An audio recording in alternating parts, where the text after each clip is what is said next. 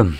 In front of me I have the new POCO F8 Pro, and I'll be going over unboxing along with a quick look at the device specifications and give you just my general opinions about the device and how good it's priced.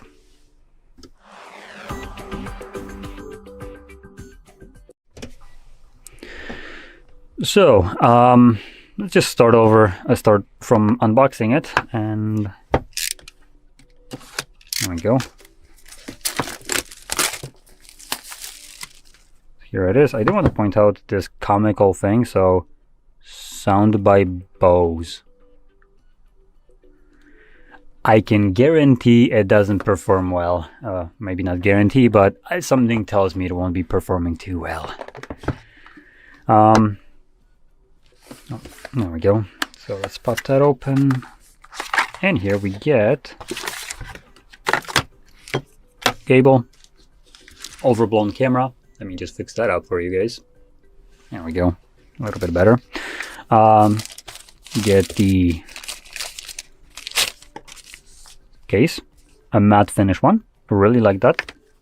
And get some sticker for power efficiency, 62 hours of battery life, almost 63, that's decent. Anyway, next we get the phone itself.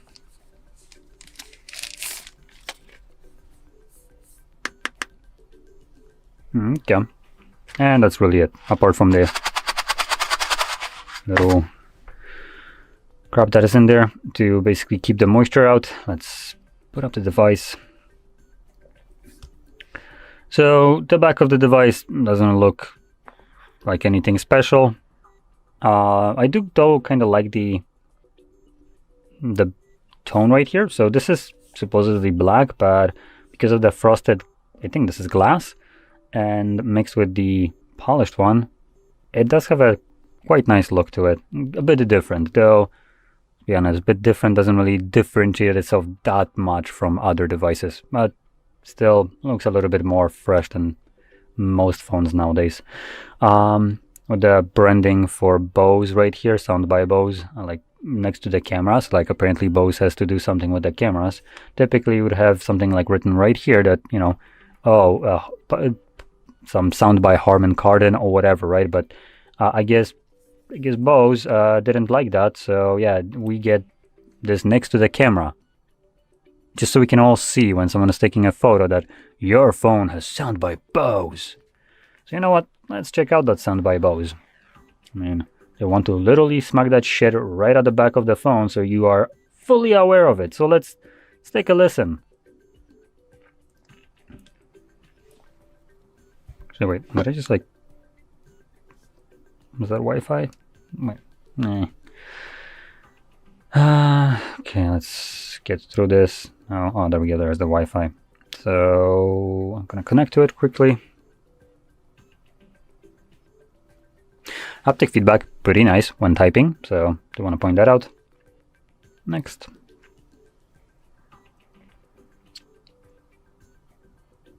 Come on. So while this is getting something done, let's talk about the display right here. The display comes, number one, with a pre-applied plastic screen protector. Pretty nice. I love to see that. Next, it's a 6.59-inch display in size. It's a AMOLED display, 68 billion colors, 2560 Hz pull rate, meaning the display right here is stupidly snappy to your finger inputs. It has 120 Hz refresh rate, Dolby Vision certified, HDR10 Plus, and a peak brightness of 3500 nits. So the display right here is good. Oh, actually, more than good. It's actually really freaking good. So display right here gets a massive thumbs up. For usability and just general feature set, it's right at the top. It included even things like the Dolby Vision certification. If you don't know what that is, it's basically a Dolby being a pieces of shit, trying to get... Let me go back here. Wouldn't want all of this shit installed. Come on. Can I deselect all of it? Now I need to deselect it manually. Thanks, Xiaomi. Could you be more effing annoying about this dog shit? So Dolby Vision is basically HDR10 Plus. It's literally the same thing as just a Dolby's cunt way of trying to milk everyone out of money, because to have Dolby Vision, any device that, for instance, has it included, like this phone supports it, Dolby gets a cut of the sale money, just because Dolby Vision. And that's it. Any movie that is using it to be recorded in this kind of format also needs to pay royalties for this. Any kind of movie that gets sold with this feature needs to also give away part of its cut away to Dolby. If it sounds like it's a scam, that's because it is. And furthermore, it looks like Dolby right now is trying to push this shit out to literally everyone, because the sequel to Seeing Colors is coming. It's Dolby Vision 2, because apparently the first thing we were... Didn't I deselect all this shit? What the hell is happening? Stop.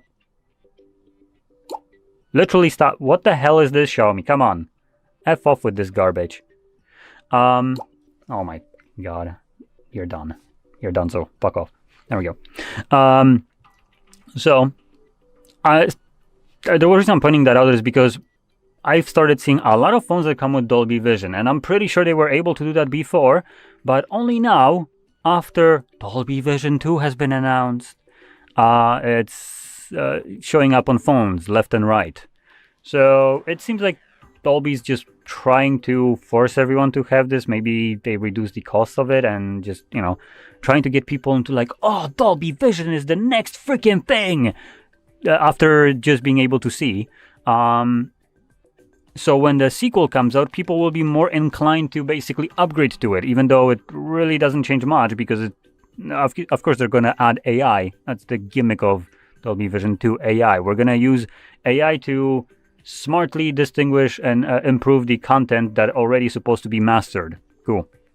I can't wait for AI to be mastering something that's supposed to already have the work done. That's literally what you pay for. Awesome. Now, truth be told, it's a gimmick. You don't need to look for a phone and look at it like, oh, it has Dolby Vision and it must be great. It means absolutely F all. It's got HDR10 Plus. Literally everything that has been made, like movies and stuff like that in recent timing, will support HDR10 Plus, and that's really all you need. So anything above that is just kind of useless gimmick. So needing to pay more. There's also much less content in Dolby Vision, so let's make that clear. So not really a great incentive to try to go into this ecosystem specifically for the Dolby Vision when there isn't much being produced with it, just because Dolby Vision just wants cut of money at every step. And yeah, HDR is basically open source, if I remember correctly, so literally anyone can use it. So everyone uses it. Now, anyway, let's actually turn back on the Wi-Fi, because I need to open up, not this, I want to do YouTube. There we go. Don't allow notifications, reject all, and we're gonna search for, come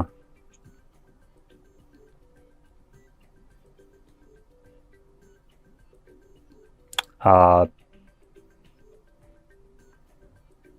Oh, it's an ad, okay.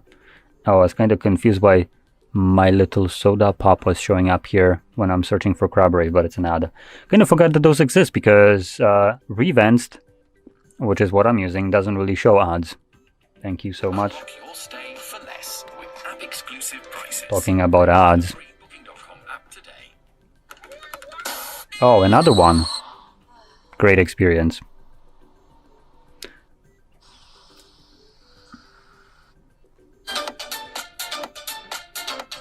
Wow.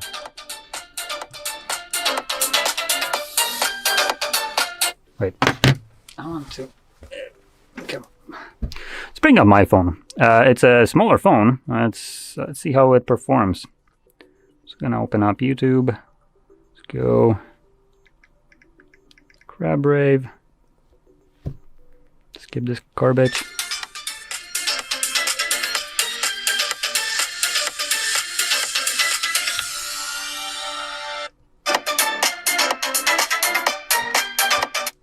Okay, quick little consensus, it's louder, easily, but the sound lacks a little bit less punchiness in it, like less bass, compared to this smaller phone that isn't branded by Bose. And ironically, Bose is the one that kind of overdoes bass in general, if you look at, like, you know, audiophile kind of perspective. So it's kind of hilarious that here it's not that. And obviously it's what I expected. It sounds like a typical phone. This sound by Bose mean absolutely all. Like, you can remove this and this phone, I'm pretty sure, would sound exactly the same, because Bose has done absolutely nothing here other than just allow Xiaomi to put sound by Bose as a sticker at the back. So yeah, don't be fooled by this garbage. It literally means nothing here, like zero, zilch. So now that we got the sound out of the way and the display, let's move over to the cameras. The cameras right here is a triple camera setup with two different ones being 50 megapixel wide and telephoto, and one ultra wide that is 8 megapixels. Now with those cameras you can record up to 8K at 30 frames and 4K up to 60. And you also get slow motion up to 960 frames at 1080p, supporting HDR10+, but supposedly no Dolby Vision for recording, which means that this feature is absolutely useless. The reason I'm pointing it out is because something like the Vivo X300 Pro, I believe it was Pro, supports Dolby Vision for recording, which actually makes this a little bit more useful if you want this BS gimmick of Dolby Vision. You have a display that supposedly is able to capture, display it, and it's also nice that you can actually record in it. Here we just have Dolby Vision smacked onto as a capability, but you can't even record in it. So the only time you can ever use it is when you find something that is displayed in Dolby Vision, like a movie. Good luck with that one. Now at the front we have a 20 megapixel wide sensor that does 1080p 60 frames, not even 4K for some reason. So that's a bit of a letdown here. And just to put that out there, this phone is well capable of basically smacking here some of the highest performance possible out of the cameras, just because of the processor that it's rocking, which I'm going to talk about in a moment. Let's first open up our camera and just double check these kind of this information. I am getting all the info from GSM Arena, which they are pretty reliable in this, but let's just make sure that everything is correct right here. So HDR, cool. Settings. Let's see. Oh, right.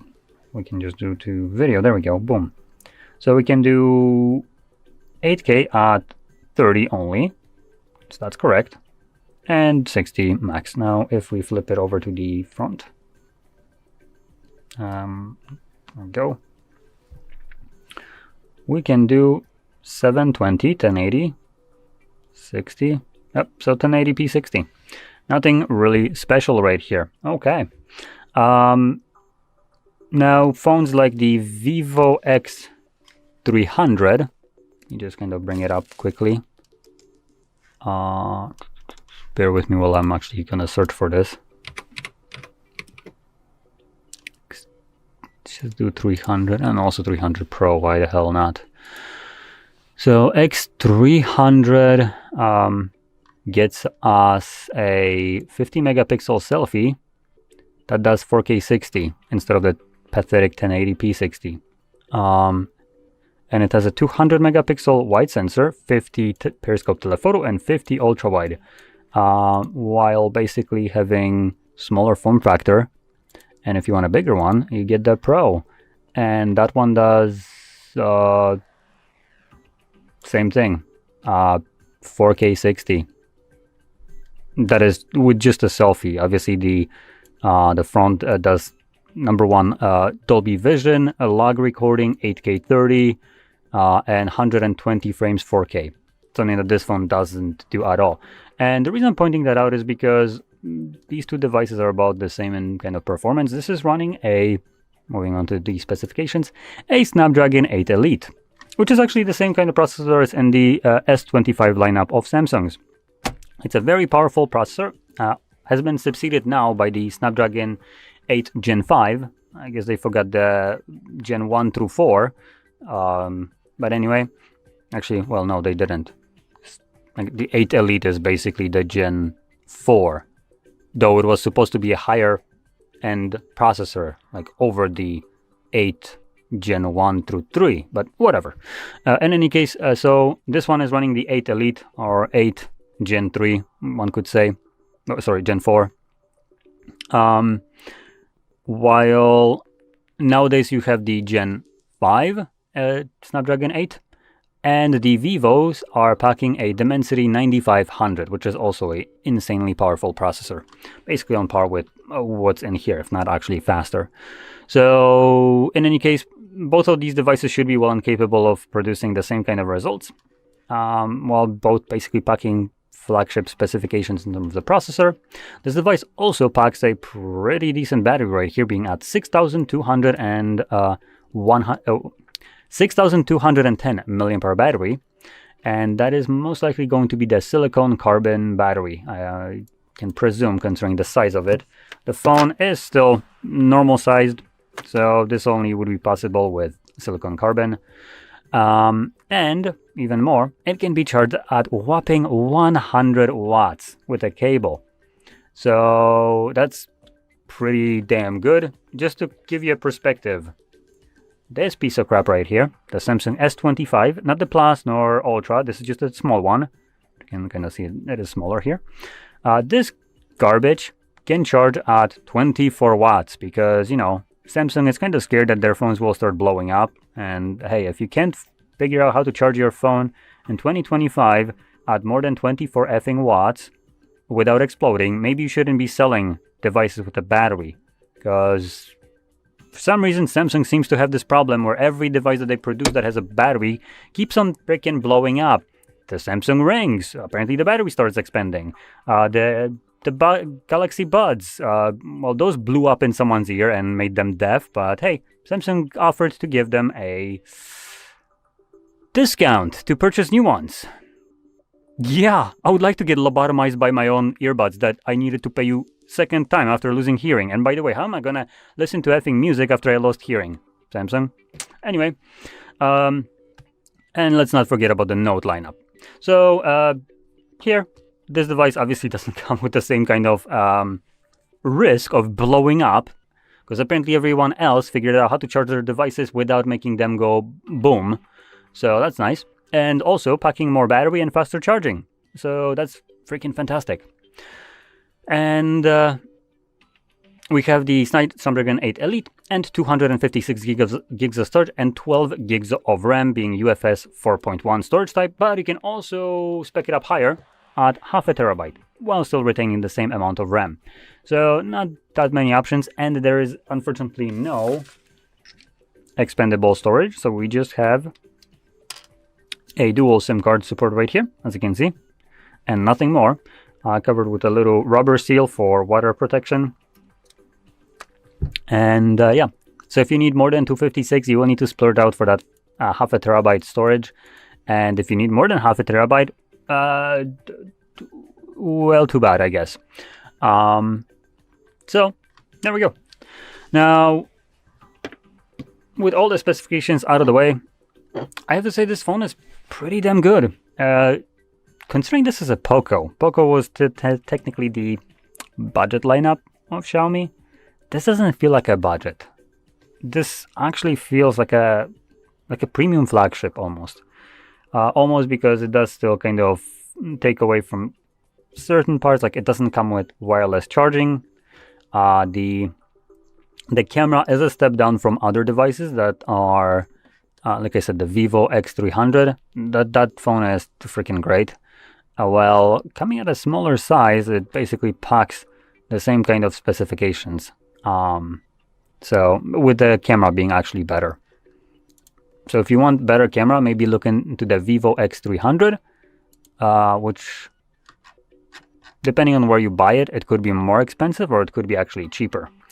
Here, where I reside, which is Poland, that phone is basically being sold at nearly the same price, though it is being imported from China, but I don't have the risk and and the garbage that comes with buying phone off of AliExpress, because I'm buying it from what is equivalent to Amazon. So if something happens to that phone, I basically send it, and for instance, Allegro, which is what I'm talking about, I will have to send it on my cost, but if it's damaged and it gets repaired, the manufacturer or the seller will need to cover those costs of shipping anyways. So yeah, and if they refuse to, you have something like Allegro Protect, so that basically covers you in any kind of scam, as long as the phone is obviously on warranty. So if someone tries to wiggle their way out of supporting their cell, like repairing it and whatever, Allegro just comes in and does this, gives you back their money, you send the phone, and willy-nilly you basically get a money back without much of a problem. And I had to do that already with a Samsung Fold once the seller decided to vanish. So yeah, I got to use a phone for 2 years and then got all my money back.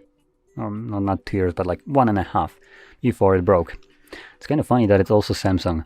Anyway, so this one is a pretty good one. I would say if I would have to pick one, I would probably go for the Vivo X300, just because it offers better camera. And other than that, it's a little bit smaller, because the X300 is at a 6.3 inches, which is what this is. The S25 is the same kind of size. So you can see it is a little bit smaller right here than the POCO. And I do like a smaller device. It just makes it easier to pocket, carry. So yeah, that's kind of what I would probably be looking at. But this phone itself is still freaking great. It's, like I said, the only downside is the cameras right here being a little bit subpar compared to other devices at nearly the same price. Now at MSRP of the Vivo, like if I would have to buy that from both this phone plus the Vivo from a normal store, like something like a Best Buy or equivalent of it, the Vivo would be much more expensive. It's over 4,000 PLN here, while this is basically 2,000. So I would be looking at a double price for between these devices. But if I can import it, which I easily can through like buying it through Amazon and whatever, or through Allegro, then these phones are at the same price, and obviously Vivo just wins there. So if you have the option, I would recommend maybe looking for the Vivo. If you don't have the option to buy it at a reasonable price, then this phone is actually stupidly good for how much it costs. Being at 500 euros, this is basically a mid-range price for a phone that is high-end. Not fully high-end, but close enough to, I would say, actually surpass the Samsung's flagship phones. So here we have the S25 again. This costed about nearly $1,000, or I think like $799 MSRP, and it offers much less. And it was released the same year as this phone. Comes with the same processor, with a stupidly smaller battery, stupidly slower charging speed, and camera-wise, you know what? Let's not talk about the cameras here. They're absolute shit. So yeah. Solid choice, I would have to say. And it's nice that it also comes with a case, though no provided charger. Even though it can charge at 100 watts, it would be nice to have a charger included. So I'm pretty sure not very many of us have one that goes up to 100 watts, so it's not really, they wouldn't be really including e-waste, they would be including something that is actually useful. But hey, who am I to judge? So anyway, with that being said, hopefully you found this very helpful, and if you did, don't forget to hit like, subscribe, and thanks for watching. Welcome. In front of me is a POCO F8 Pro, and today I'll show you how you can go through the setup process of this device.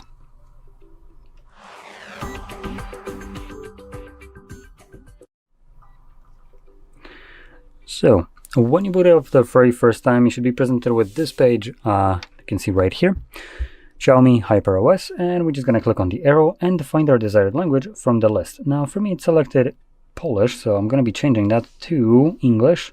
And right now, it doesn't really matter what version of it you choose, as on the next page, we do have select your region option.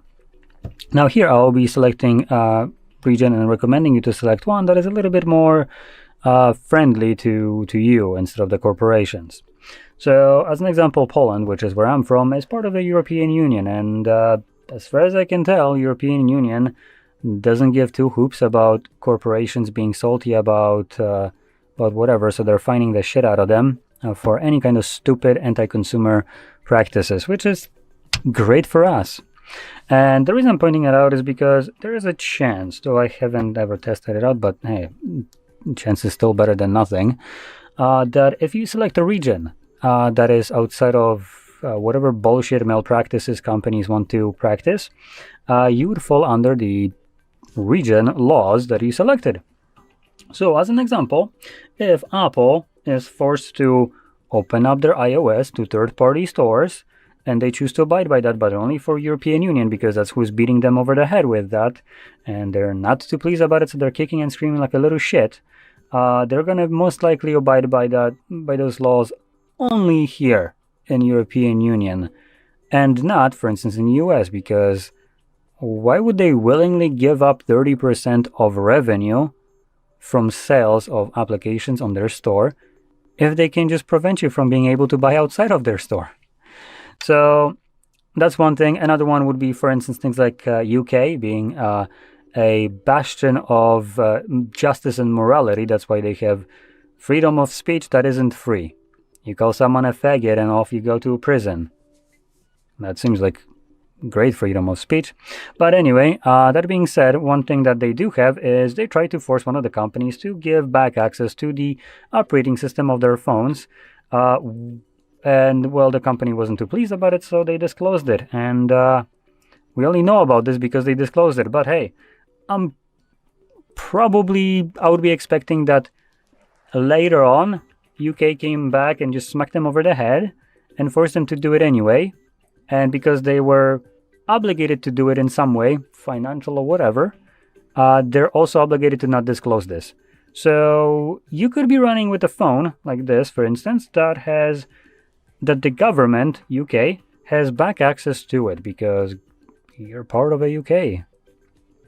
And you're basically treated as a criminal that needs to be proven innocent by the government having access to your phone, which begs the question, why do you even have laws and any kind of governmental structure, like police and other thing, if they automatically consider everyone to be a criminal until proven innocent?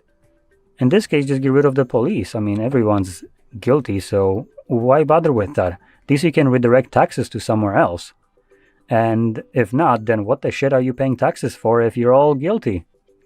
So that's why I recommend changing it to some other region, even if you're not in Poland, as an example.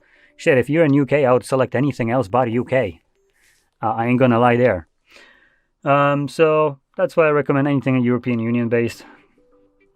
Anyway, moving on, we have terms and conditions like user agreement, privacy policy, and let's be honest, none of us will ever read a single word of the privacy policy or user agreement. We're just going to check the box and move on to the next page, which the next page is set up using another device. So you probably get this pop-up on your other device if you have one. Set up new device, and basically what it allows you to do is transfer over the Google account from whatever this phone would be for you to this one. And therefore also transfer over everything that is cloud assigned to that account, which would include, for instance, messages, contacts, photos, and so on, whatever you decided to sync. Now, anything that is outside of Google control won't be synced. So if you downloaded applications from GitHub or whatever else, yeah, those ain't getting transferred. Google can't really make profit off of those, and you didn't download them from them. They don't have that info, so they won't be bothering transferring over that application. You can do that yourself, which as a way to basically migrate your data from one phone to another, it's kind of useless, as it's not even migrating the data. And the stupidity of this entire process is that it's kind of doing it through, for instance, applications. They're not being moved, they're just being re-downloaded. So as long as Google doesn't know what applications, or pretend that they don't know what applications you had installed on your phone and can get them through Play Store, they won't be re-downloaded on your new phone. So I recommend skipping this. There's actually a better option to use here instead of this abominable garbage, which I will show at the end of the video. Now next we have insert SIM card. So you can pop in 1 or 2 SIM cards, or 1 SIM card and 1 eSIM, or just an eSIM if you want to set it up here. Though for eSIM you will need to have internet connection. And you can just click on next if you don't want to add anything. Now here we have the network connection, and this step is completely optional, so you can select skip if you want to, but by skipping you lose the ability to sign into Google account, get software updates, and have the date and time set automatically, though this only applies throughout the setup process, and all that can be changed later on after the setup is finished. And moving on, we have the screen lock options. So we have a couple different ways of protecting our device, being screen lock, which includes pen pattern or password, fingerprint, and face recognition. Now with the two last ones, finger and face recognition, these are biometrics, and biometrics are not 100% reliable.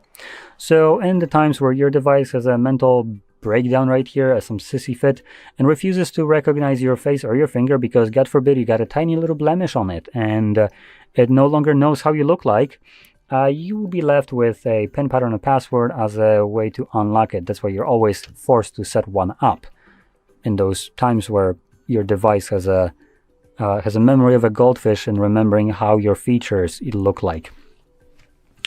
Now, alternatively, you don't need to protect your device at all. You can skip it right here, but I would recommend selecting some kind of screen lock at least, as your phone will contain all your personal information, which also includes photos or bank information, stuff like that. So it would be best that if you were to ever lose your device, that whoever finds this doesn't have immediate access to all your personal data and everything. So that's why I recommend at least setting up some kind of screen lock. Now next we have Google services. We have things like location, scanning, sending user and diagnostic data, and then install updates and apps. Now I want to point out that the 3 first options have a toggle, while this one does freaking not. So let's go over this because this is a doozy one. So use location, basically the simple terms here is basically GPS tracking, right? There are applications that require this to function. Why they require it? Shit, I can't tell you, because you could logically just select where you are and be off on your jelly merry way, but that's not what brings money. Location and your personal data is what brings money. So that's why it requires localization usually, and this is what it is. You can turn it off, but at the end of the day, when you encounter an application that requires it, it will a little pester you about turning that on, and otherwise it won't work, like literally. Next we have allow scanning, so basically scan for like Wi-Fi signals, Bluetooth, and whatever. Lastly, we have send user and diagnostic data. You can turn that off too. Now, to go into these, all of them are off. And all of them being off basically does this much for my privacy. So all this bullshit right here is just bullshit. It's, for instance, telling me that, oh, it won't use location based on Wi-Fi and GPS. And some other ones. But I'm pretty sure there are other things right here that aren't listed that I don't know about, them connecting to other means and figuring my location. Now, just to give you kind of like a food for thought, when people take out SIM cards, turn off their devices, why the hell is the phone still found? Or if you're a, let's just say, person that operates outside of legal boundaries, you turn on airplane mode, turn off everything that you possibly can on your device, and try to be as off the grid as freaking possible on a phone, yet your phone somehow always knows where you are. Now, do you think that this is because these toggles do absolutely something, or because they do jack shit? Because I can tell you they do jack shit, and there are other ways that your device can triangulate your location by just, for instance, interacting with other devices, and those devices can relay that information. So that's fantastic. You basically have no privacy right here. And furthermore, if you disable use or send user and diagnostic data, that should fall under connecting to other devices and not relaying your personal information where you're located at, but yet it does it. and allow scanning. Again, falls back to connecting with other devices. Lastly, I want to talk about the install updates and apps. There is no toggle to turn it off, but if you are very hell-bent on it, you technically could disable this. And the reason I'm pointing it out is because Google recently tried to implement basically blocking the user's ability to install third-party applications. Of course, that doesn't bring them money, so why the shit would they want to allow you to do this? It was met with absolute backlash and hatred. And it's one of those 2 steps forward, 1 step back, so we're still 1 step forward in terms of pushing some bullshit agenda. So Google now claims that they're just going to make it absolutely annoying to allow you to install third-party apps, but you can still do it. Oh, gee, gosh, thank you for the amazing feature of allowing me to use my phone the way I want to. Wow, just with more steps now. So the reason I'm kind of talking about this is because when that kind of feature is implemented, this is what's going to be responsible for it. Now, it's not really explained right here. You can go into the settings and always find options like, auto update your device when whatever new update is, and look for updates and stuff like that. But this primarily refers to things like Android updates. When you're getting like Android either security, or not security, but Android upgrade, whatever it is, like 16 to 17, and for instance, the whatever OS we have right here from Xiaomi. Now, what it doesn't talk about is the OTA updates that Google forces onto your device, even when all of that thing is turned off, any kind of updates are off. This is one of these updates that you don't have any control over. You don't even know it's being forced down your throat till you just see that, for instance, Google looks different. But yet you never updated your device, so why the shit does it look different? And that's basically OTA updates. OTA updates also are responsible for instance, security patches, for at least to some extent. Now, OTA update is basically a background activity on your device that you can delete.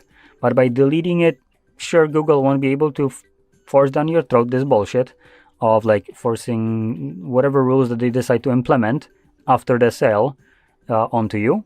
But your device also won't be getting security updates. Therefore, it becomes vulnerable to whatever exploits that might come up. Now, at this point, honestly, it's something that I personally would prefer over the fact that over the ability to for Google to do whatever the hell they want with my device whenever they want, and me not having a say in it. So yeah, I prefer viruses over that. So just gonna put it out there, but you can technically prevent Google from forcing any kind of updates on your device, but your device might be vulnerable. And it's a little bit of a more complicated process, but if you're adamant on it, you can most likely find it on the internet. Next, we have basic settings. And now some of them repeat here, like location, system updates, although that didn't really have a toggle there, user and diagnostic data sharing.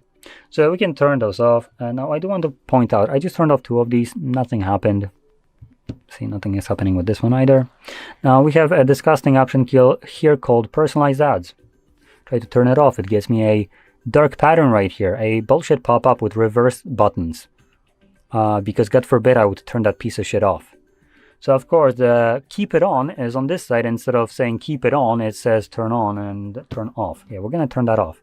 If you don't know what this is, it's basically this bullshit that checks what you talk about, physically, like talk about through microphone, what you search for and stuff like that. It shares it with Xiaomi so they can monetize the shit out of it and then send you relevant ads based on that. Do you feel like you have any kind of, personal boundary right here? Because it sure as shit doesn't sound like it. So I recommend turning that garbage off right away. It serves you no purpose, and it's only designed for Xiaomi to make bang off of you. Now, as long as options like that are included on devices and don't share the profit from your personal data with you, there is no reason they should be on. If you're not seeing any kind of benefit after you purchase this phone, there's no reason for you to share anything. When they start paying you, that's when you can consider it. Anyway, moving on, we have parental control. Not much to say here. Next, fonts. There's two that are always preloaded here with these devices, so you can choose either one. They look about identical, it's just the size that is different, at least to my eye. Next, we have wallpaper carousel. Now, this is probably something that you might want to turn off. It's basically a randomized wallpaper that will show up on your lock screen every time you press the power button, and just on a lock screen, nowhere else. Now, the reason I'm saying that you might want to turn it off is because right here as an example, they are using okay examples. Those are not bad wallpapers, but I can tell you that you will find other wallpapers, for instance, like a maid cleaning, some lady doing sports or whatever. And if you ever were looking for starting an argument with your significant other over why the shit there is a random ass woman as your wallpaper, then by all means turn that on. But if you like to save some additional lives off of your lifespan, I recommend skipping it. Next, we have select default launcher. So basically either app drawer or all apps on the home screen, with app drawer being selected by default, and it's what I like. One more thing that is neat here with the app drawer with the Xiaomi launcher is the fact that their app drawer actually has categories at the top which the apps get sorted to. So you can quickly jump into a specific category, which shows you only the applications that fall under it, and it sorts them automatically. Next, we have navigation method, gestures, buttons. Now, there's a little bit more settings for both of these options in the settings under display, and I believe system navigation, so you can check that out. Actually, no, sorry, not display. It's under home screen. I'm going to keep the gestures. And moving on, we have the recent applications. So we have two options again, just a bit more choices. I personally prefer the, again, default one, just because there's more options visible at a given moment, making it managing and switching to different applications much faster. And this basically finishes up the setup. So let's just wait for the button to show up at the bottom.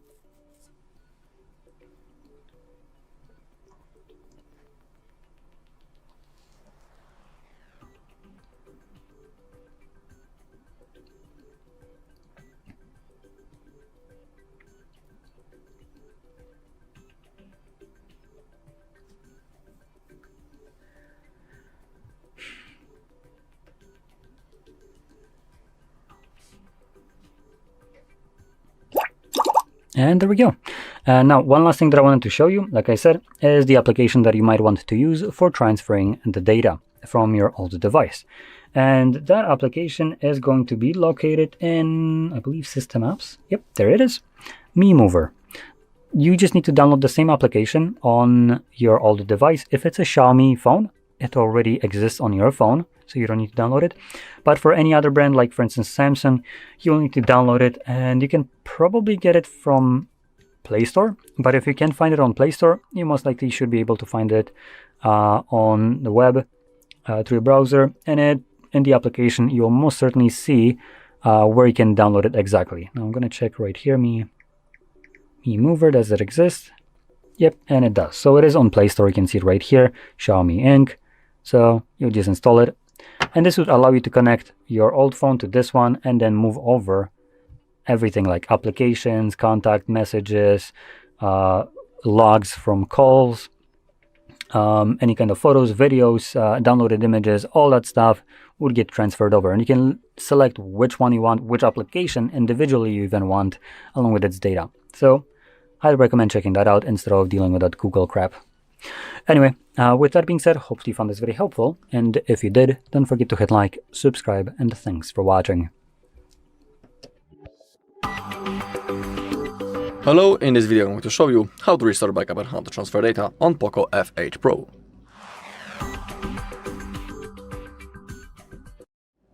Okay, first I'll show you how you can transfer the data from your previous device into your brand new POCO. Then I'll show you how you can restore the backup from Google One and from your computer. So let's begin. As you can see, we are doing the setup process. Now we need to click this arrow. Now select your language. I'll stick to the English. Now click on next. Select your region and click on next. Click on next and agree to those terms and conditions. And we have the option that we are interested in, set up using another device. Now simply select the device type. In my case, my previous phone is an Android, so I need to select it. And as you can see already on my old device, an option for the setup appeared. If it doesn't pop out automatically, just like in my case, simply open up your camera app or use your Google Lens to scan this QR code. That's what I'm about to do.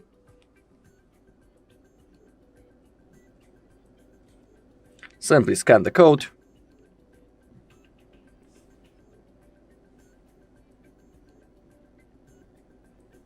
Okay, it says that we need to continue on our POCO. Now I also need to draw my screen lock as a confirmation. The screen lock that I'm using on my previous device. As you can see, our phone is automatically connecting to the Wi-Fi currently, so we need to wait a little bit. Okay, getting the phone ready. So we need to wait a little.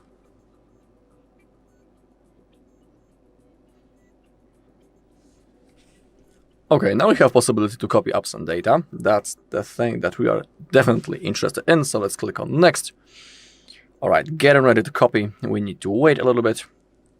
Once again. Okay, and now from that list we need to choose what we want to copy. When it comes to things such as Google Calendar, Contacts, Photos and Gmail, they are synced automatically. In my case, I would like to copy everything except my apps, so I will unselect them and now click on copy.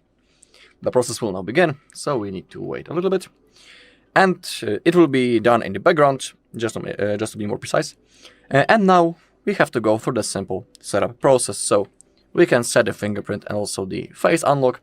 I will skip it. Remember that it's also available later in the settings, so don't worry if you don't do it now.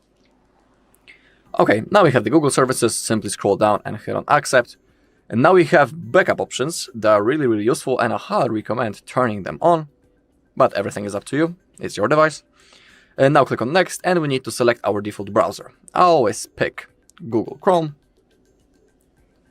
and Google as my search engine.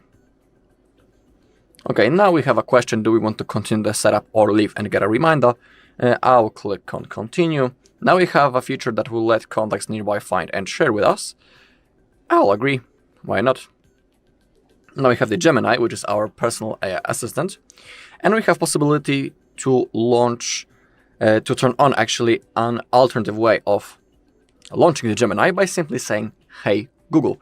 It is up to you. I'll turn it on. If you want, you can add another email account, change how the text displays, or review additional apps. I don't want any of those things, so simply I'll click on no thanks. The copying is almost done, and now it's finished, so click on done. Once again, we need to wait. Oh, actually, it was fast this time. Scroll down, hit on next. If you are interested, you can turn on the parental controls. I don't want it. Select font settings. You can keep it on the default or use the Mi Sans. I'll stick to default. Click on next. You can set up your screen lock and enable the wallpaper carousel. Right now, remember that it consumes more battery, so for now I will skip it. Again, it's also available later in the settings. Select the default launcher. It can be classic or with the app drawer. I'll stick to app drawer. Click on next. Now you have the recommended apps. I don't want any of them, so I will unselect them. No, actually I have to do this manually. I don't want to download any of those apps. Select navigation mode, gestures or buttons. I'll stick to gestures. If you don't know how to use them, you can always click on learn and you will have a tutorial. Select the recent layouts, vertical or horizontal. Maybe horizontal. Click on next. Alright, preparing the system, so we need to wait a little bit. Actually, I'll place my phone, my previous phone, next to me because I won't be needing it anymore. I'll place the POCO in the middle. Okay, so now we just need to simply wait until preparing system is finished. Then if you click on get started, you'll be ready to use your device. Okay, so that was the first method. Now I'll show you how you can restore the backup from Google One. Okay, and now the second method, just like I was saying before. Again, we are doing the setup process. And now when we have possibility to set up our POCO using another device, we need to click on skip. We need to connect to the Wi-Fi manually, so I'll type the password. Then click on connect.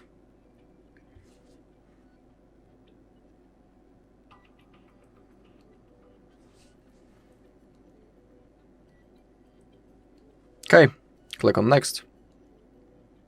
Getting the phone ready. Once again, we need to wait.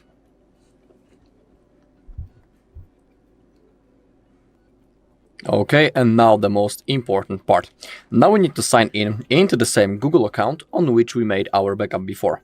Because if you'll be logged in the wrong account, you won't be able to restore your backup. So have that in mind. So now I will log in. First type your mail and click on next, and now I'll have to type the password.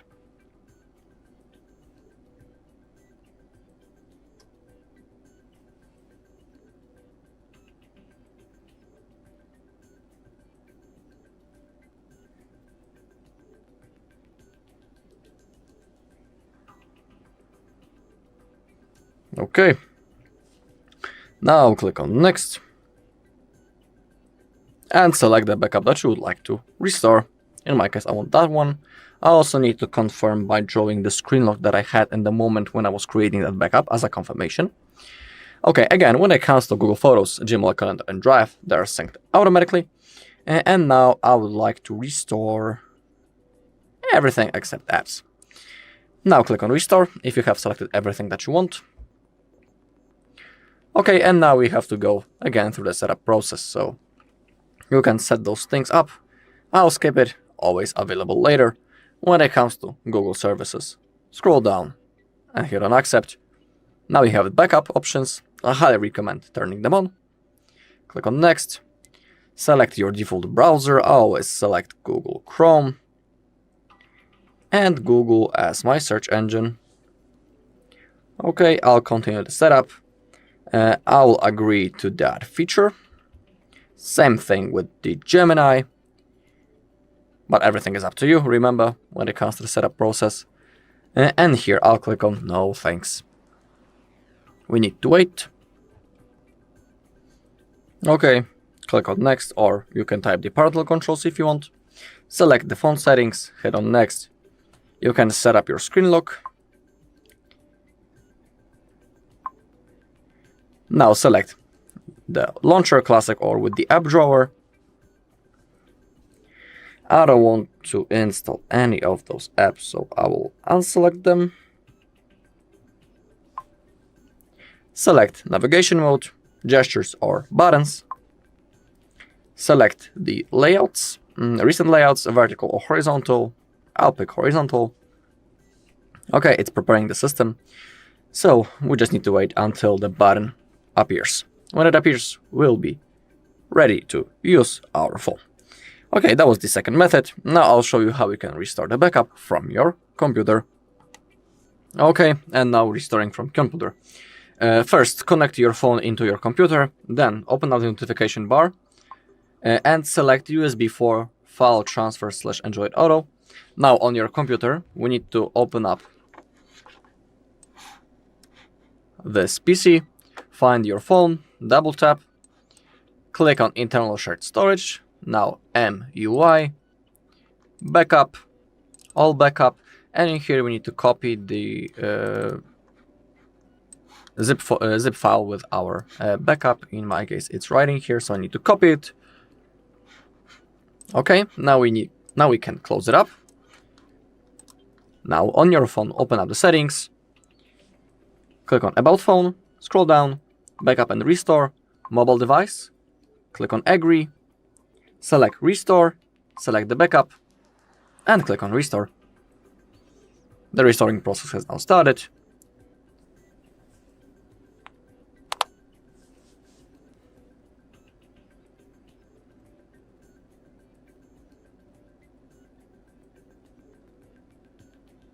Okay, it should be done at any second. 60%. Now 70, 80.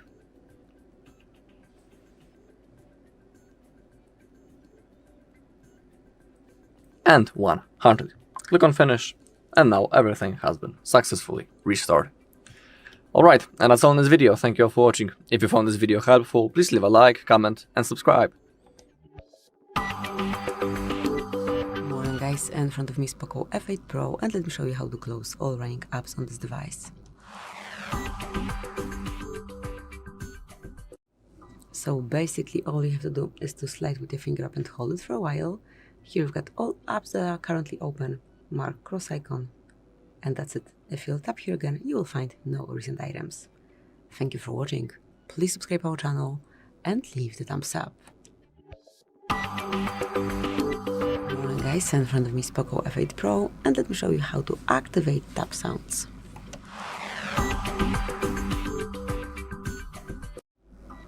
So at first open the settings, then find and select sound and vibration, scroll down, mark additional settings, and click here on tap sounds. And that's it. From now on it is active. Thank you for watching, please subscribe our channel and leave the thumbs up. Good morning guys, in front of me is POCO F8 Pro, and let me show you how to reset network settings.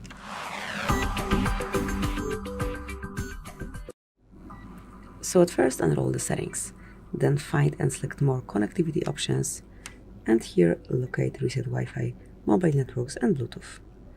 And here just mark reset settings, confirm that you truly want to do it, and that's it. As you can see, network settings have been reset.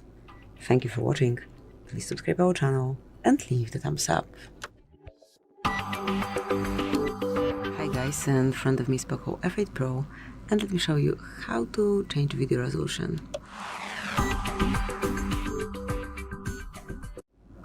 So at first enroll your camera app. Now go to video panel, and now over here you can switch between the quality. Let me apply for example 4K, and now you can start recording. So this is it. Just by tapping you can switch it.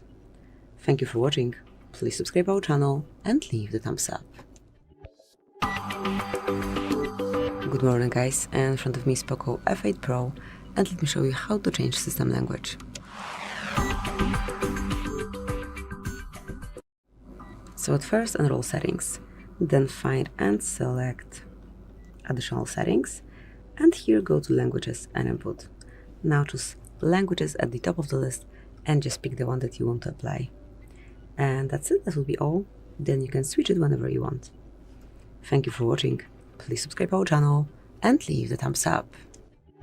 Good morning guys, in front of me is POCO F8 Pro, and let me show you how to set up the full browser.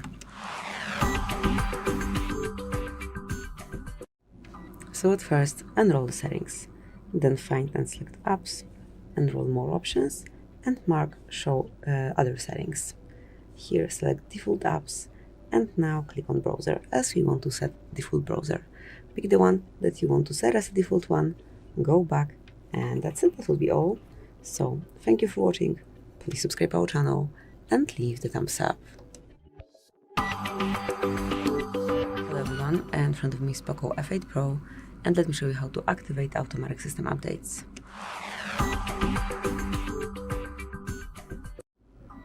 So at first open the settings, then find and select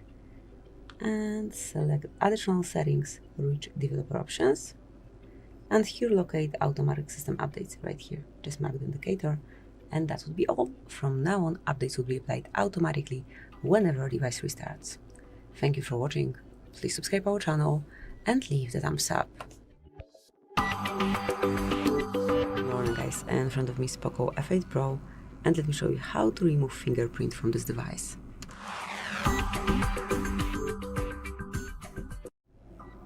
So at first open the settings, then find and select fingerprints, face data and screen lock.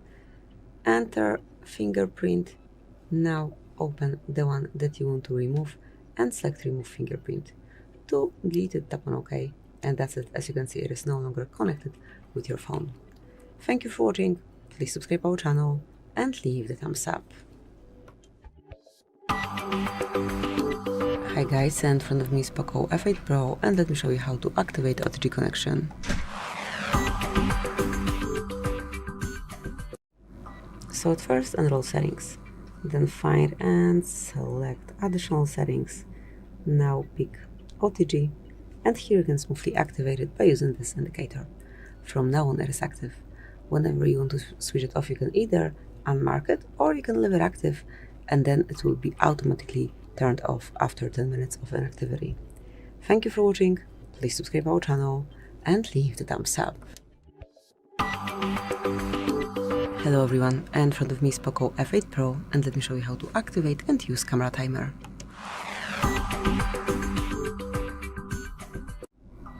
So at first open your camera app. Now once you're in photo mode, enroll more options, and here you will notice timer. Now pick 3, 5 or 10 seconds delay, however you prefer, and just grab a photo with selected delay.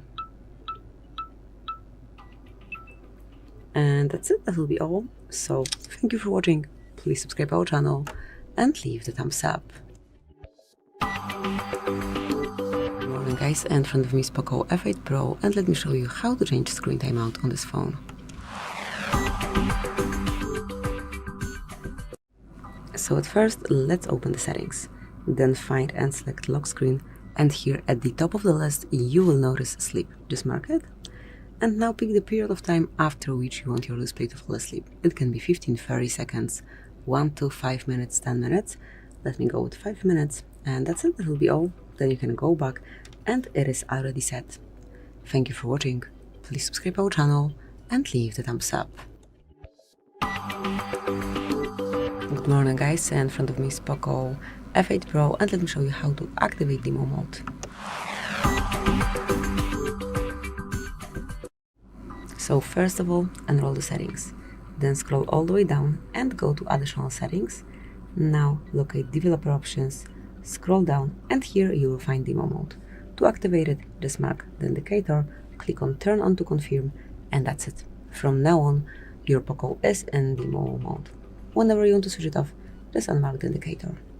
Thank you for watching, please subscribe our channel and leave the thumbs up.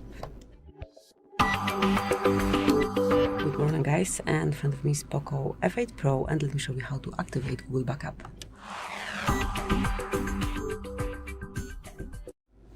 So at first enroll the settings, then find and select About Phone, scroll down, and here mark Backup and Restore.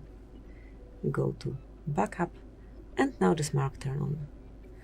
Click on data that you wish to backup, in my case it's both photos and videos, along with other device data. Click on Confirm, and that's it, your backup is active now. And that will be all. So thank you for watching, please subscribe our channel and leave the thumbs up. Hello, in this video I'm going to show you how to reboot POCO F8 Pro.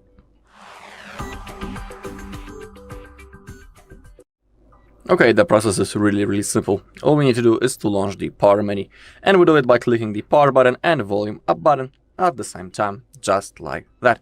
Now simply select reboot function and release your finger. Now our device will be turned off. We just need to wait a few seconds until it will be turned on again. Everything will be done automatically. Alright, and that's all in this video. Thank you all for watching. If you found this video helpful, please leave a like, comment and subscribe. Good morning guys, in front of me is POCO F8 Pro, and let me show you how to clear credentials.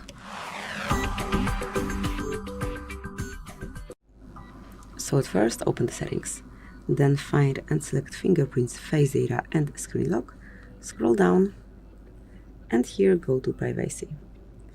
Now go a bit lower, enroll more security settings, and now mark encryption and credentials. Here select clear credentials, and if you truly want to remove all the contents, all certificates, just tap on OK. And that's it, that will be all. So thank you for watching, please subscribe our channel and leave the thumbs up. Morning guys, in front of me is POCO F8 Pro, and let me show you how to change the date and time.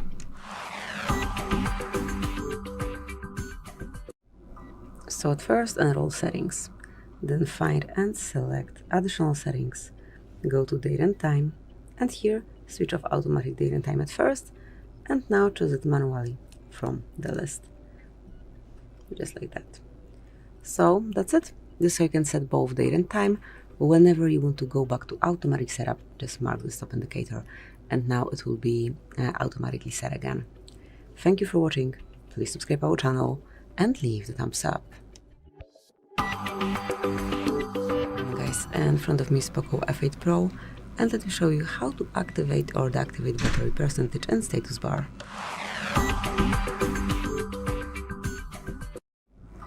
So at first open the settings, then find and select notifications and status bar. Here go to battery indicator and pick the layout that you like the most. So you can either place the current battery level outside the battery icon, inside the icon, or you can hide it and have just the graphic battery indicator, however you prefer. So this is it. Thank you for watching. Please subscribe our channel and leave the thumbs up. Hi guys, in front of me is POCO F8 Pro, and let me show you how to activate charging sounds.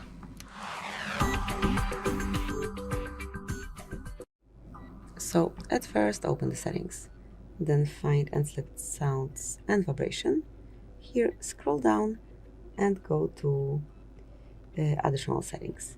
Now locate play sound when charger is connected, and unless it is active, just mark the indicator to turn it on. From now on, every time you plug in the charger, the sound will be active. So that's it, that will be all. Thank you for watching. Please subscribe our channel and leave the thumbs up. Good morning guys, in front of me is POCO F8 Pro, and let me show you how to reset app preferences. So at first enroll the settings, then find and select apps. Here tap on three dots icon, which is for more, and select other settings. Here you will notice reset app preferences, and if you truly want to reset all preferences for disabled apps, disabled app notifications, default applications for actions, or background data restriction for apps, just mark reset apps. And that's it, that will be all. So thank you for watching. Please subscribe our channel and leave the thumbs up. Good morning guys, and in front of me is POCO F8 Pro, and let me show you how to clear browsing data.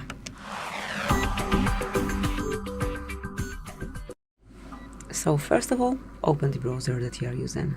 Now mark more icon and select delete browsing data. Go straight to more options, and now you can customize it fully. So mark those details that you want to remove, then choose the time range, so you can remove data from past 15 minutes, last hour, day, 7 days, 4 weeks, or all time, however you prefer. Tap on delete data, delete, and that's it. So thank you for watching. Please subscribe our channel and leave the thumbs up. Good morning guys, in front of me is POCO F8 Pro, and let me show you how to change phone ringtone.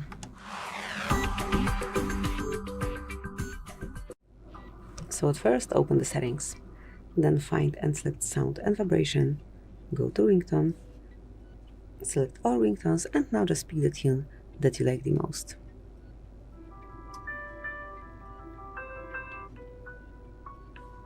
And as you can see, just by tapping on particular one, it will be applied. Then go back, and as you can see, this is your ringtone.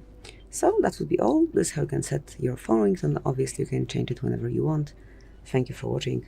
Please subscribe our channel and leave the thumbs up.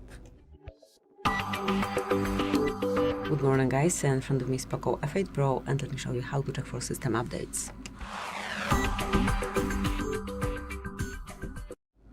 So at first open the settings, then go to about phone, and here at the top of the list you will be able to check the update. So as you can see, in my case there is a new version available, so just mark update, and now you can get the latest version of your system. So just mark download update to get it. If your system is up to date, you will also be informed right here. So that's it, that will be all. Thank you for watching. Please subscribe our channel and leave the thumbs up. and in front of me is POCO F8 Pro, and let me show you how to update apps. So first of all, locate and open your Play Store.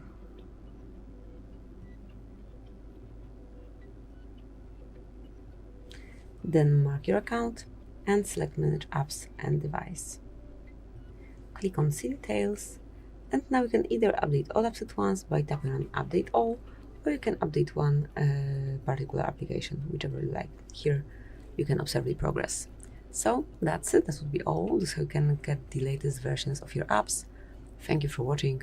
Please subscribe our channel and leave the thumbs up. Morning guys, in front of me is POCO F8 Pro, and let me show you how to block a number on this device.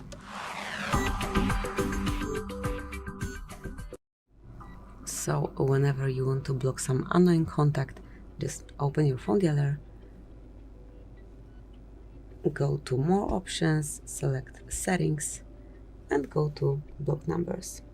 And here just mark Block All Unknown Colors if you wish to block all unknown colors, but if you want to block particular one annoying number, just tap on Add a Number and enter it here. Tap on Block, and that's it, that will be all. So, thank you for watching, please subscribe our channel and leave the thumbs up. Morning guys, and in front of me is POCO F8 Pro, and let me show you how to locate serial number assigned to this phone.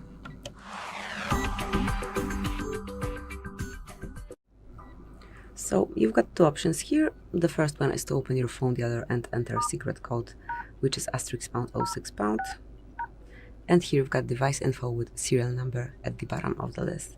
Tap on OK to exit, and now you can also locate it via settings. So at first, enroll the settings, go to About Phone, now select Detailed Info and Specification, go to Status, and under Model, you can find your serial number.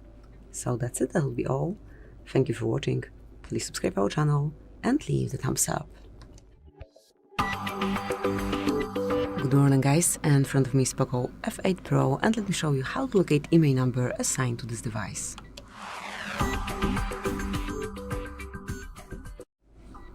So, first of all, open your phone dialer. Now enroll keypad and enter secret code, which is *06#.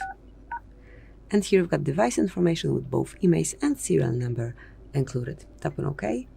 And then another way to reach IMEI number assigned to this phone is to enroll Settings, then select About Phone, and here go to Detailed Info.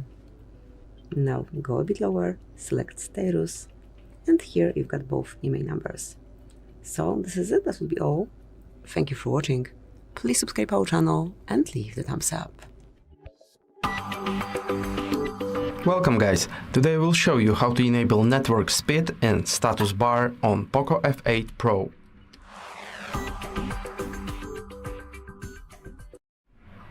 So let's open the Settings app and scroll down to the Notifications and Status Bar chapter.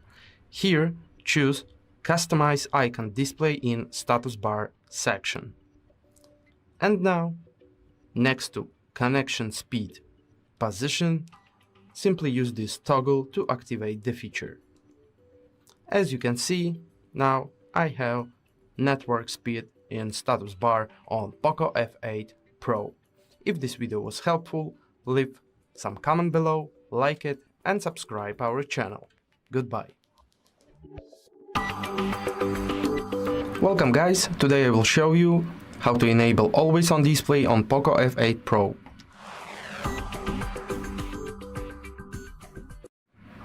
Let's open the Settings app and go down to the Personalization chapter. Here, choose Always On Display part. Now use this switcher to enable the function. Also, you can choose settings like Display Items and customize your Always On displays using these system features. So now you know how to enable and manage Always On Display on your POCO F8 Pro. If this video was helpful, like it, leave some comment below, and subscribe our channel. Goodbye. Good morning guys, in front of me is POCO F8 Pro, and let me show you how to activate gesture navigation bar. So basically all you have to do if you want to change button to gesture navigation is to open the settings, then find and select home screen, scroll all the way down and mark system navigation. And here, if you wish to switch between buttons to gestures, just mark gestures. And you can open obviously the playbook. However, if you know how to do it, just mark OK. And now it's switched. As you can see, you can smoothly navigate here via gestures. So that's it. That will be all. Thank you for watching. Please subscribe our channel and leave the thumbs up. Guys, in front of me is POCO F8 Pro, and let me show you how to check total screen time. So at first, enroll the settings, then find and select digital well-being and parental controls, and here you've got kind of basic informations. Tap on the middle of the screen to explore it a bit more, and here you can check all data from each day of usage. You can check screen time, notifications received, or times opened. Then you can pick particular app and see your statistics for this app hourly or daily. Again, you can see screen time, notifications received, or times opened. So that's it. That will be all. Thank you for watching. Please subscribe our channel and leave the thumbs up. Hey guys, in front of me is POCO F8 Pro, and let me show you how to remove personalized Google Ads.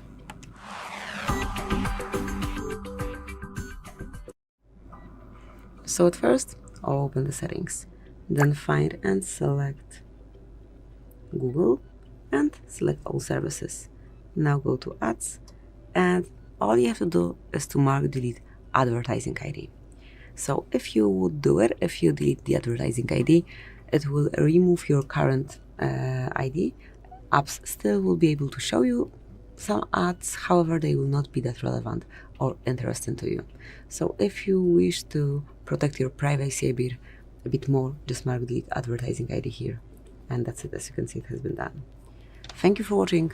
Please subscribe our channel and leave the thumbs up. Good morning guys, today we've got here POCO F8 Pro, and let me show you how to add photo to contact. So first of all, open your phone gallery. Now mark more icon and go to contacts.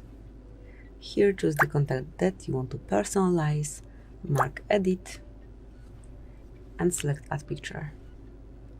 Choose it from your Google Photos, from your gallery. You can open your camera and grab a photo right now. You can create monogram or add some illustration. Here you can explore more, but let me pick something from on-device photos. Tap on choose then and mark save to apply it. And that's it. From now on, the photo is assigned to this particular contact. Thank you for watching. Please subscribe our channel and leave the thumbs up. In front of me is POCO F8 Pro, and today I would like to show you how you can turn on or turn off auto rotation. Begin by going into Tab menu, by swiping down from the top right corner of your screen. Now click on this icon of a padlock, and when it's blue, that means that auto rotation is off because your screen is locked in current orientation. So to enable auto rotation, click on the same shortcut until it's gray with a white open padlock. Thanks so much for watching. If you enjoyed this video, leave a like, comment and subscribe. Bye! In front of me is POCO F8 Pro, and today I would like to show you how you can resize font. All you need to do is go into settings and scroll to click on display and brightness. Then scroll again and this time click on Font Settings. Last but not least, operate this slider to adjust it and check out Preview at the top. So when I do that and go back, I can see that size of my font has changed. Thanks so much for watching. If you enjoyed this video, don't forget to leave a like, comment and subscribe. Bye! In front of me is POCO F8 Pro, and today I would like to show you how you can rename it.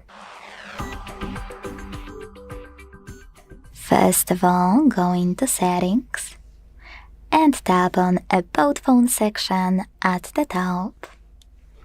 Now all you need to do is click on device name and type in whatever you want to, like Sunny. When you finished, click on this checkmark at the top right corner to save your changes. So when I do that, as you can see, name of my POCO has changed. Thanks so much for watching. If you enjoyed this video, leave a like, comment and subscribe. Bye! In front of me is POCO F8 Pro, and today I would like to show you how you can resize icons. If you wanna resize your icons, don't worry, it's easier than you think.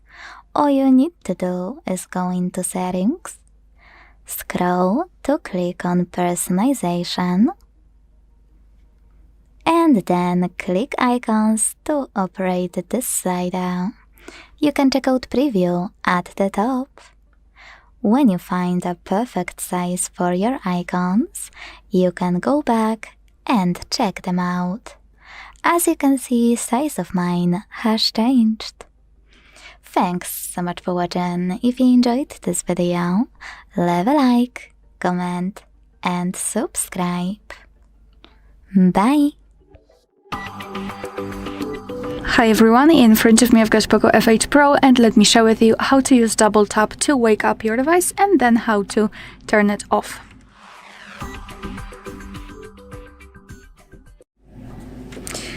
Alright, so let's begin with opening the settings, and here we have to scroll and find lock screen.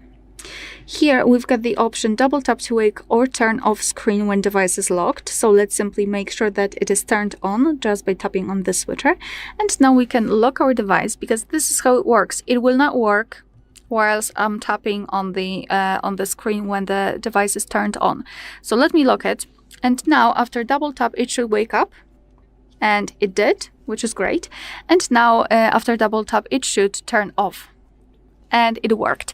So basically this is how to turn on the double tap option in this device. Alright, so that will be all. Thank you so much for watching. Please hit the subscribe button and leave the thumbs up. Hi everyone, in front of me I've got POCO F8 Pro, and let me share with you how to use a raise to wake option in this device.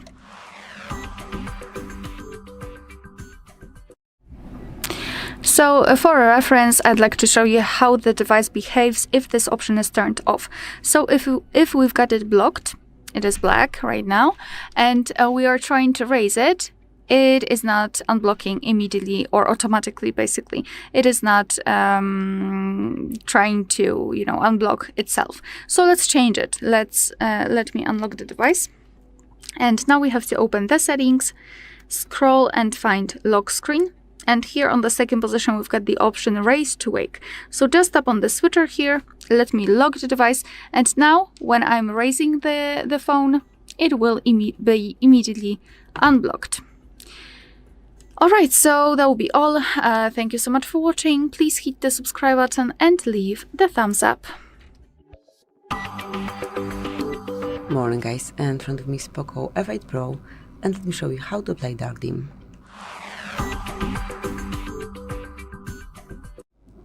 First of all, enroll the settings, then find and select display and brightness, and here just mark the top icon, which is dark mode, and this will be switched automatically. Whenever you want to go back to light mode, just mark it here.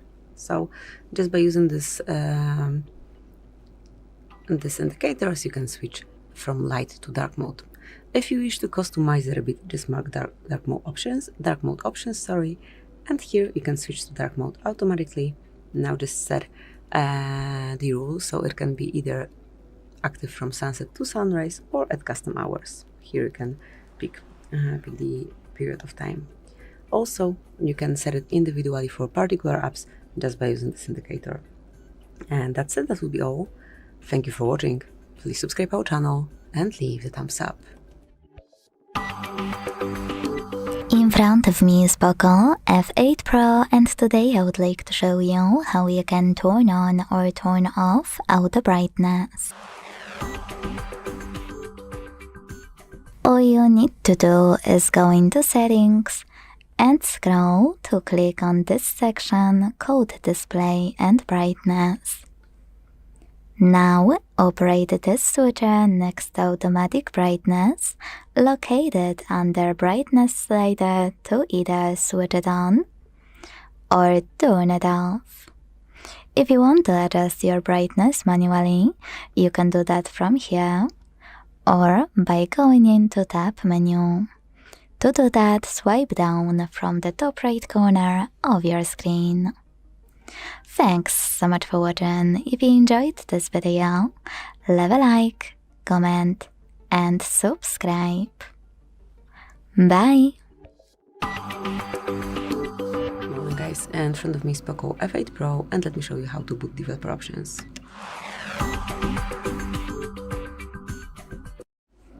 So first of all, enroll the settings. Then find and select About Phone, go to OS version and tap on it 7 times. Then draw an unlock pattern, and that's it. From now on, you are a developer. So to reach developer options, just go back, scroll all the way down, mark additional settings, and here developer options appeared. Mark to open and use them however you like. As you can see, you can, for example, activate feature flags, select log level, you can activate here USB debugging, you can turn on demo mode, you can turn off automatic system updates, and so on. Just go through all of the options and use whichever you need. To switch developer panel off, just unmark the stop indicator, and as you can see, they are no longer visible here. Thank you for watching. Please subscribe our channel and leave the thumbs up. In front of me is POCO F8 Pro, and today I would like to show you how you can select and delete multiple photos at once. Begin by opening Gallery app and tapping on Photos or Albums at the bottom. After you decided from where you wanna delete your photos, hold one you wanna get rid of, and either hit Select All at the top right corners, or click on this icon at the top right corner to pick all of them. To keep some, click on the chosen ones. And to get rid of the rest, use the Delete button at the bottom right corner and confirm your choice in the pop-up. Thanks so much for watching. If you enjoyed this video, leave a like, comment, and subscribe. Bye! Morning guys, and in front of me is POCO F8 Pro, and let me show you how to change wallpaper on this device.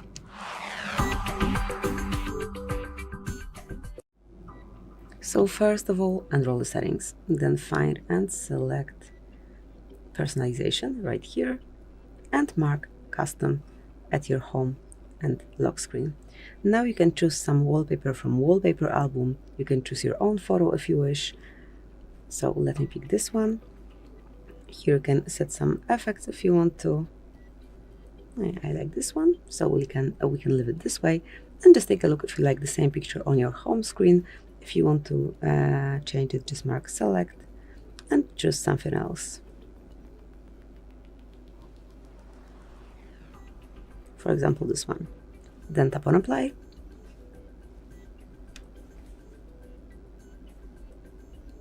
And as you can see, it is set on both home and lock screens. Thank you for watching. please subscribe our channel and leave the thumbs up. In front of me is POCO F8 Pro, and today I would like to show you where you can locate all your downloads. First of all, you need to find an app called Files that's already on your device. When you find it, click on it and hit continue in the pop-up if you never opened it before. Use gray switcher next to allow access to manage all files. And last but not least, hit downloads under categories. As you can see, all of my downloaded files are over here. Now my favorite part. To open one, click on it on the left. And to manage one, tap on those three dots on the right. Thanks so much for watching. If you enjoyed this video, leave a like, comment and subscribe. Bye! Hi guys, in front of me is POCO F8 Pro, and let me show you how to perform a soft reset. So basically all you have to do is to tap on power button along with volume up button. Just tap and hold.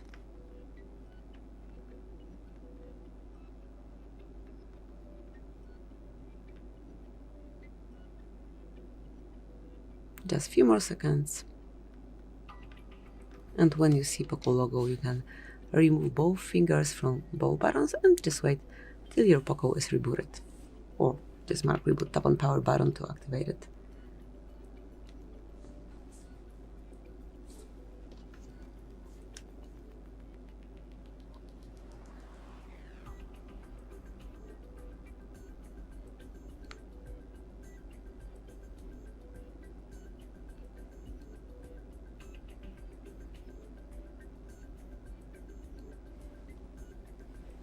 And that's it, that will be all. So thank you for watching, please subscribe our channel and leave the thumbs up. In front of me is POCO F8 Pro, and today I would like to show you how you can change display refresh rate. Start by opening settings and scrolling to hit display and brightness right away. Now scroll all the way down to click on refresh rate and tap on one of those options to apply the best one for you, default or custom. If you decided to select custom, tap on refresh rate below it and apply one of those.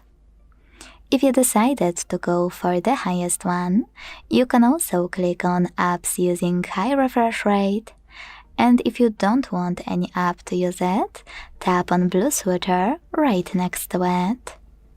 Thanks so much for watching. If you enjoyed this video, leave a like, comment and subscribe. Bye! In front of me is POCO F8 Pro, and today I would like to show you how you can check a password in Passwords Manager. Start by opening settings and scrolling all the way down to hit Google. Then select all services. Scroll again and click on Autofill with Google over here.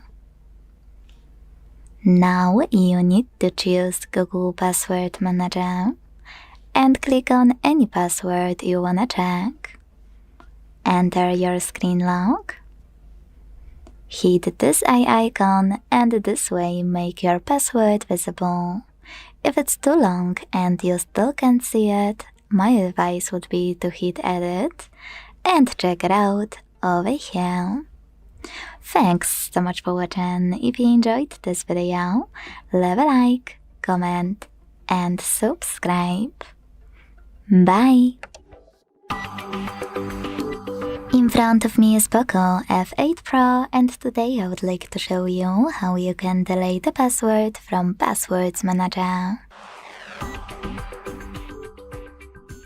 Start by opening settings and scrolling all the way down to hit Google. Over here. Now tap on All Services next to Recommended. Scroll to click on Autofill with Google. And finally hit Google Password Manager to select any password you wanna get rid of. Click on it, enter your screen lock and tap on Delete button. Then confirm your choice in the pop-up. Don't worry, no account or an app will be deleted, only password that autofills.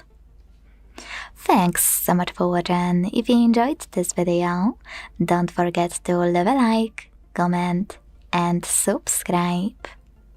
Bye! In front of me is POCO F8 Pro and today I would like to show you how you can clean storage.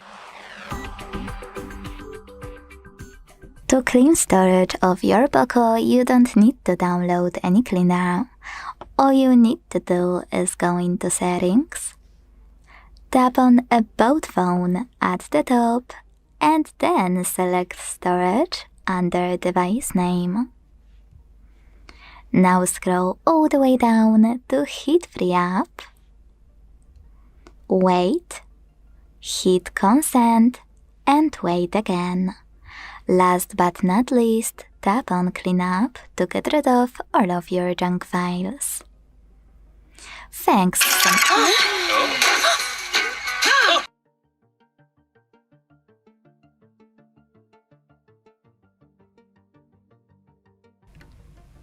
Thanks so much for watching. If you enjoyed this video, leave a like, comment and subscribe. Bye! Good morning guys, in front of me is POCO F8 Pro and let me show you how to allow unknown sources.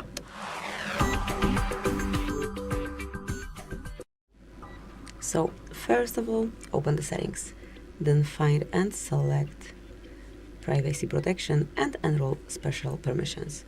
Scroll down now and mark Install unknown apps. If you wish to activate unknown sources, just pick the app that you wish to give this permission to and mark allow from this source. Then just read the information. As you can see in this feature, once you allow unknown sources, may be quite sensitive permission.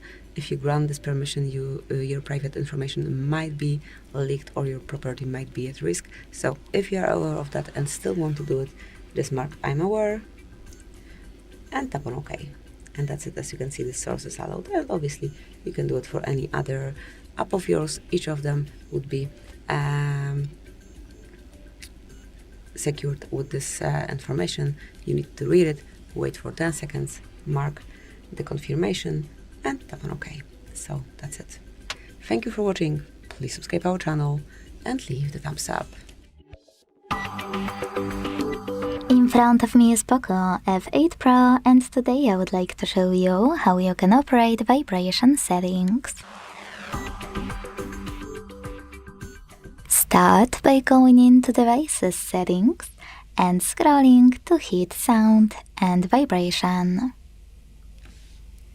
Then scroll all the way down to click on this switcher next to Vibrate Vocals if you want to enable or disable haptic feedback for all of your incoming calls. You can also tap on this one next to Vibrate in Silent Mode to enable or disable vibrations when your device is muted.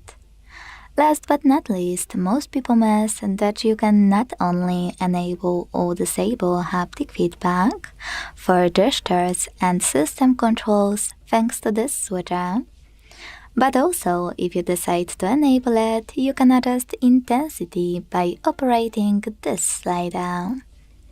Thanks so much for watching. If you enjoyed this video, leave a like, comment and subscribe. Bye! In front of me is POCO F8 Pro and today I would like to show you how you can add photos to text message. Start by opening Messages app and selecting or creating a chat. Wherever you decided, when you're ready, click on this icon of a photo at the bottom right corner.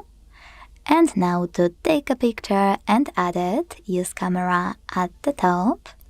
And after you will take it, it will be automatically added to your message. If you want to add one that already exists, click on it here. You can even add multiple. But if you can't find it, don't worry, just scroll down and tap on Photos or Collections to find it. When you do, tap on it, or Multiple, and hit Done at the bottom right corner. Thanks so much for watching. If you enjoyed this video, leave a like, comment, and subscribe. Bye! Hi everyone, in front of me I've got POCO F8 Pro, and let me share with you how to use, how to turn on the flashlight with power button on this device.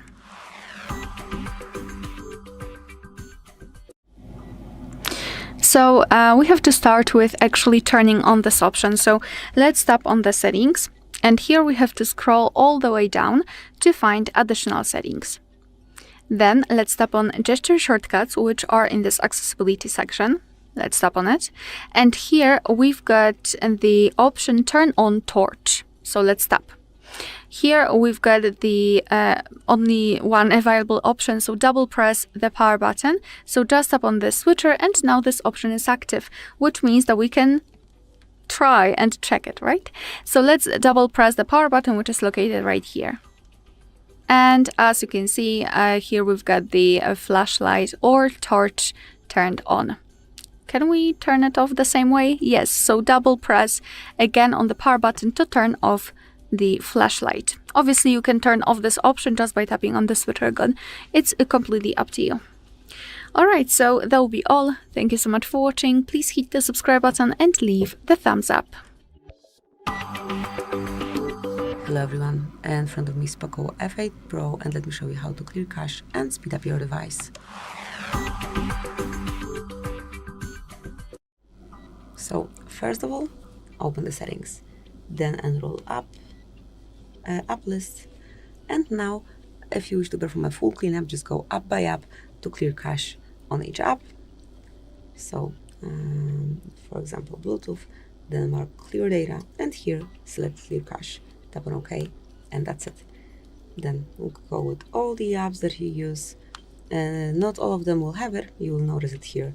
So once it is not active, this indicator, it means that there's nothing to clean. So that's it, that will be all. Let me just mark this one as well. So this is the first step, and the second one is to open your cleaner. So just open it here, and now automatically your device will be scanned. Give it a couple of seconds. So if there's any cache files, you can mark it. As you can see, I have none, and then just mark cleanup. So that's it, that will be all. It will definitely free up some space and speed up your device. Thank you for watching. Please subscribe our channel and leave the thumbs up. Good morning guys, and in front of me is POCO F8 Pro, and let me show you how to add a fingerprint to this device.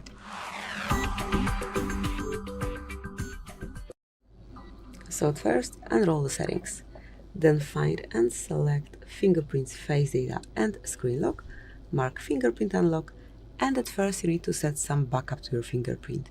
It can be pattern, pin code, or the password. Let me choose pattern. As you can see, just be aware that your screen lock have to be remembered. If you forget it, you will have to erase all data on your device, including photos and contacts, and then set a new one. So it's really important to remember it. Then provide the pattern, re-enter it just to confirm, mark confirm, and now it's time to place your fingerprint on the sensor. Just grab your phone as you usually do it and keep tapping. Keep tapping till it's fully added, you will be informed. So just slide. The sensor here is pretty cool. So as you can see, the process is super fast. As only it's done, just mark done, and from now on you can unlock your device with this fingerprint only. Thank you for watching, please subscribe our channel and leave the thumbs up. In front of me is POCO F8 Pro, and today I would like to show you how you can edit password in Passwords Manager. Start by opening Settings and scrolling all the way down to hit Google available here.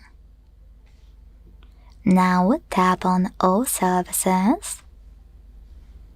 Scroll again and this time choose Autofill with Google.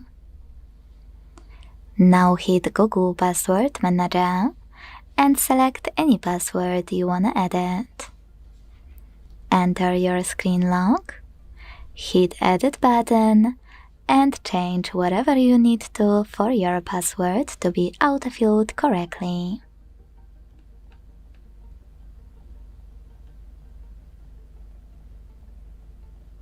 When you're ready, hit Save at the top right corner. So when I do that, as you can see, my password has changed. Thanks so much for watching. If you enjoyed this video, leave a like, comment and subscribe. Bye! In front of me is POCO F8 Pro, and today I would like to show you where you can locate, enable and how to use one-handed mode. First of all, you need to find it. To do that, go into Settings and scroll all the way down right away. Don't worry, I tested it. Here, go into Additional Settings and tap on One-Handed Mode located in Accessibility section. Then use Gray Switcher to activate it and follow all of those instructions to use it. Turn on one-handed mode by swiping left or right from the center of the navigation panel. So when I do that, one-handed mode is working properly. To go back, you can either swipe up or click on this area at the top. To disable it again, use the same No Blue switcher. Thanks so much for watching. If you enjoyed this video, leave a like, comment and subscribe. Bye! In front of me is POCO F8 Pro, and today I would like to show you how you can delete Google search bar from home screen. All you need to do is hold your search bar and wait for the pop-up to show. When it does, tap on Remove and wait. As you can see, after a few seconds, my search bar was successfully deleted. If you wanna restore it, don't worry, I got you. To do that, hold your display. Wait for all of those options to show, and when they do, hit Widgets at the bottom. Then, instead of scrolling down, click at the top right corner, select Google App, click on it, swipe to the left once, and tap on Add to Home Screen under Search Bar. Then you can hold it to move it around, and when you finished, select Done at the top right corner. Thanks so much for watching. If you enjoyed this video, leave a like, comment and subscribe. Bye! In front of me is POCO F8 Pro, and today I would like to show you how you can turn on or turn off location. First of all, go into Tab menu by swiping down from the top right corner of your screen. Then hit Location shortcut, which is this one, and if you can't find it, tap on Edit at the bottom. Then add it to your current shortcuts by clicking on this plus at the top right corner of it, and save your changes thanks to this checkmark. Then click on it. As you can see, mine is white, which means that location is on. To switch it off, tap on the same one until it's gray. If you have a bit more time though, you can also go into Settings, scroll all the way down and hit Location section available here. Then tap on this switcher next to Use Location to either switch it on or turn it off. Thanks so much for watching. If you enjoyed this video, leave a like, comment and subscribe. Bye! In front of me is POCO F8 Pro, and today I would like to show you how you can enable suggestion strip at the top of your keyboard. First of all, go into Settings and scroll all the way down to hit Additional Settings available here. Then click on Languages and Input, Manage Keyboards,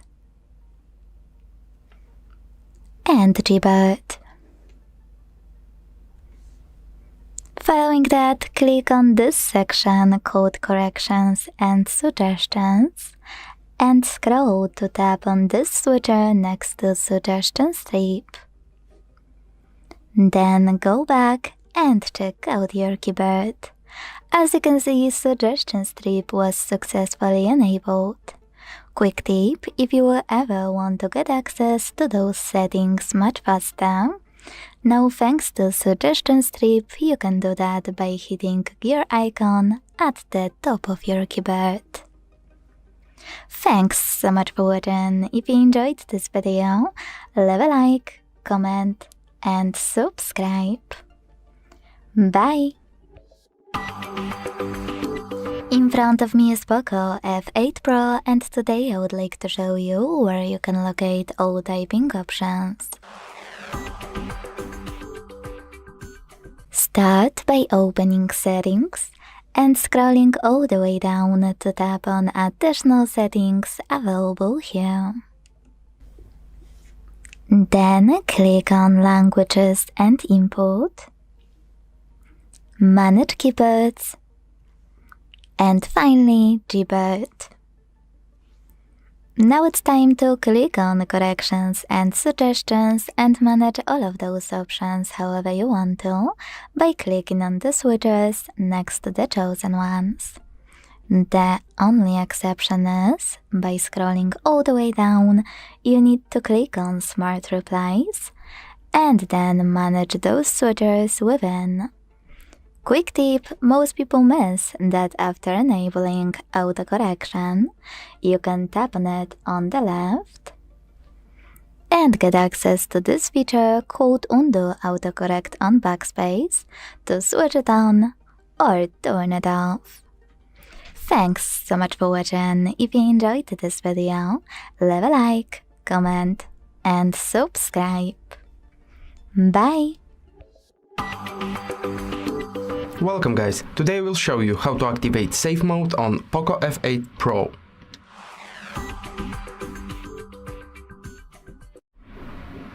At the very beginning, let's disable the phone. So hold down only power key or power key with volume up key together for a while.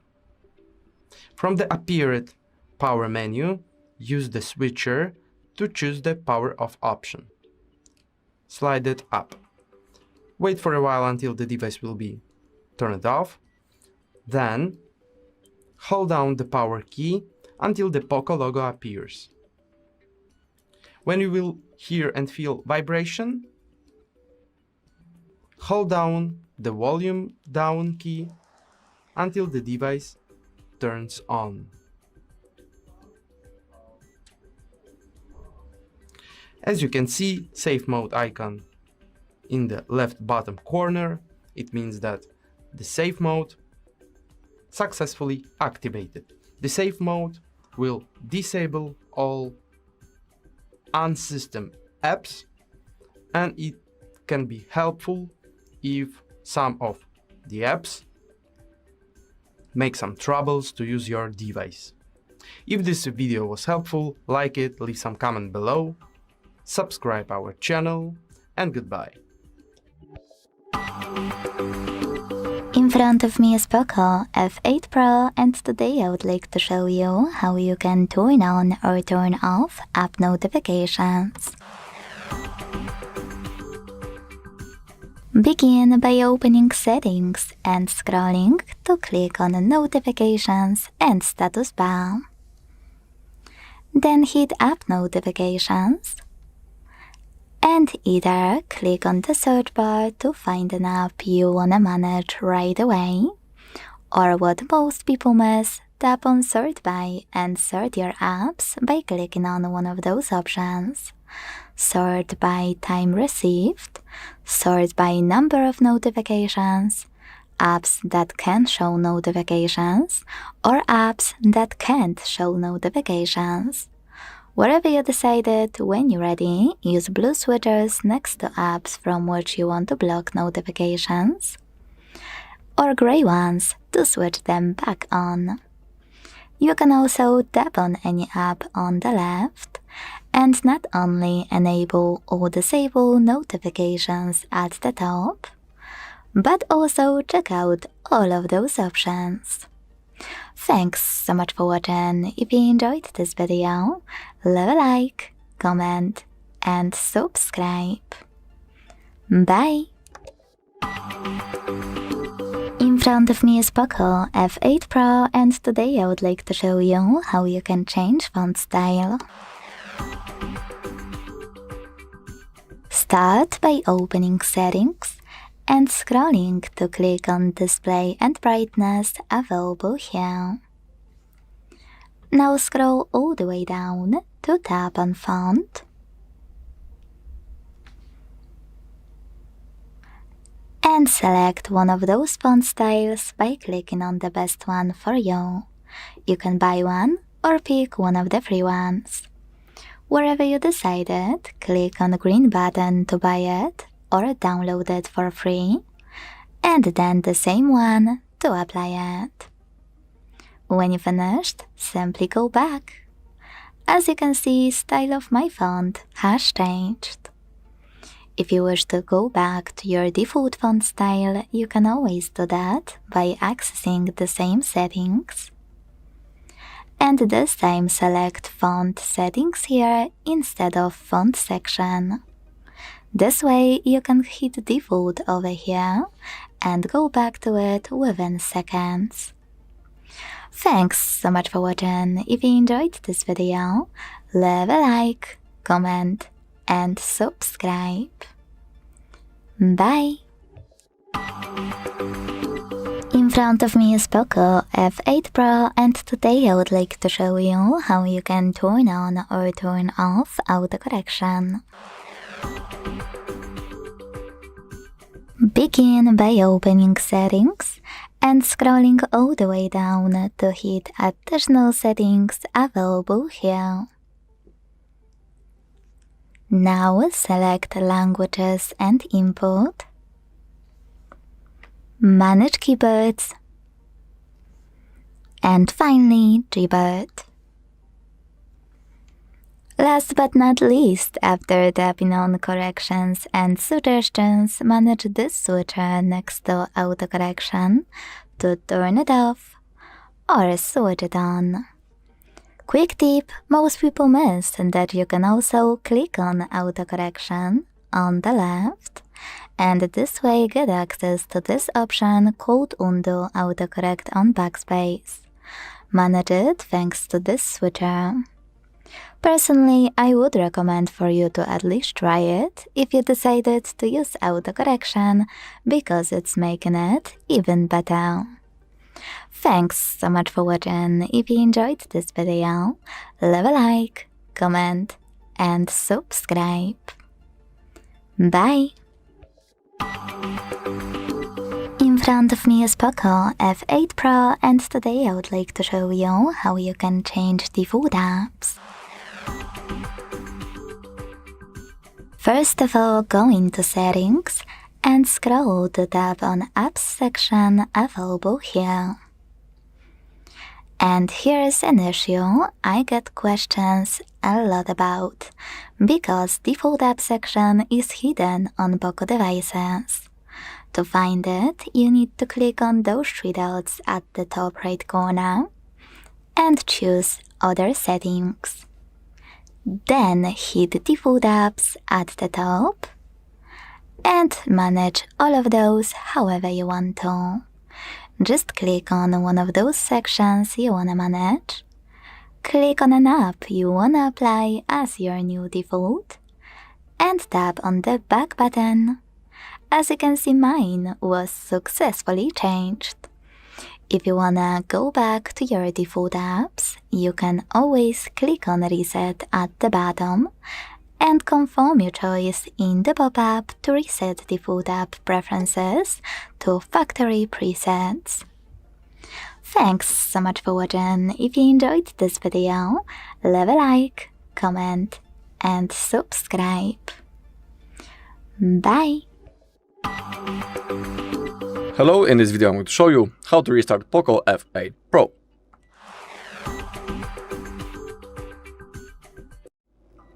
Alright, we have two methods how we can restart our POCO. We have a simple reboot using the power menu, that's also the recommended method. And we also have the force restart. I'll show you both methods. Let's begin with simple reboot. All we need to do is to launch the power menu. Simply click power button and volume up button, and now select reboot function. Then, if you release your finger, your device will be turned off, and after a few seconds it will be automatically turned on and it will be ready to use. Also, performing a reboot from time to time is completely okay, and it's even good for your device health, because basically during that process our phone rests and also the RAM gets freed up, so it's really worth doing from time to time. When it comes to the force restart, this method is recommended, for example, when our device gets lagged or frozen, basically when it's unresponsive and we cannot do anything. To perform a force restart, we need to hold power button and volume up button until device turns off. So simply start holding both buttons until screen turns off. Keep holding. Okay, now we can release our fingers. We should see the POCO logo at any second. Yeah, here it is. And now we just need to simply wait until our device turns on. Alright, and that's all in this video. Thank you all for watching. If you found this video helpful, please leave a like, comment, and subscribe. Welcome guys! Today I will show you how to use split screen mode on POCO F8 Pro.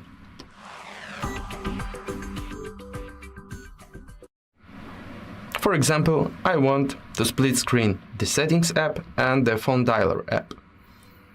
I should to open these both app, then go to the Background Running Apps menu and hold my finger on one of these apps, for example Settings. You will see this menu with many of options, but you need to choose this one in the middle.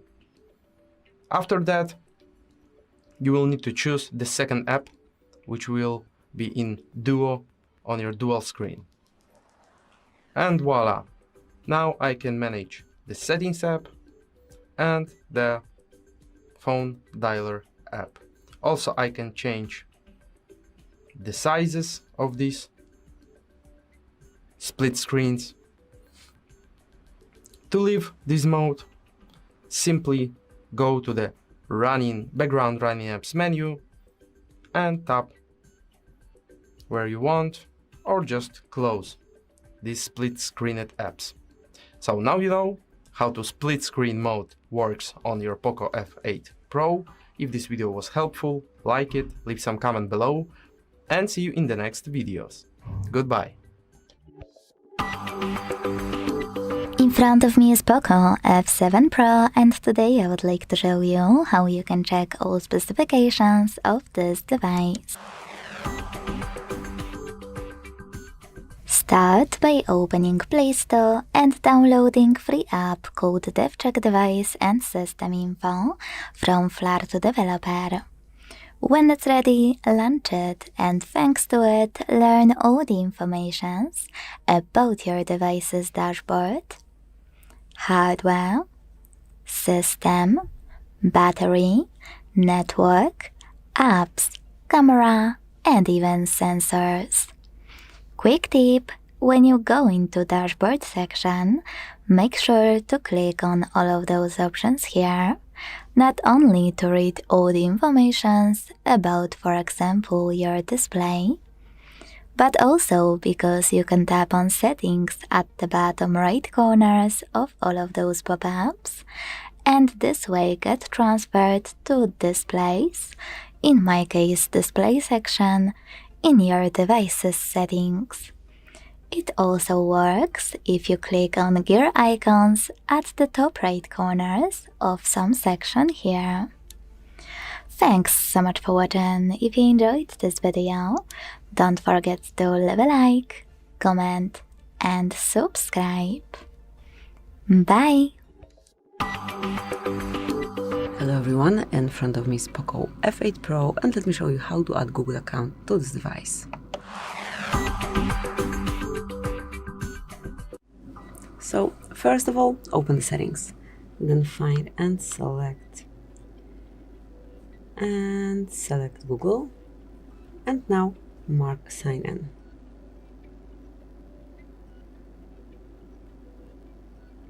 Here provide your email address or phone number, whatever is connected with your account. In my case it's email address.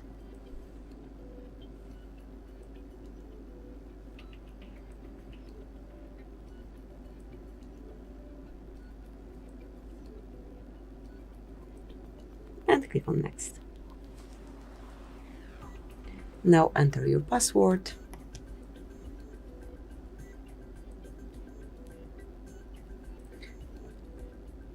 And as only the password is entered, tap on next. Now mark if you will be using this device or your kiddo, select next.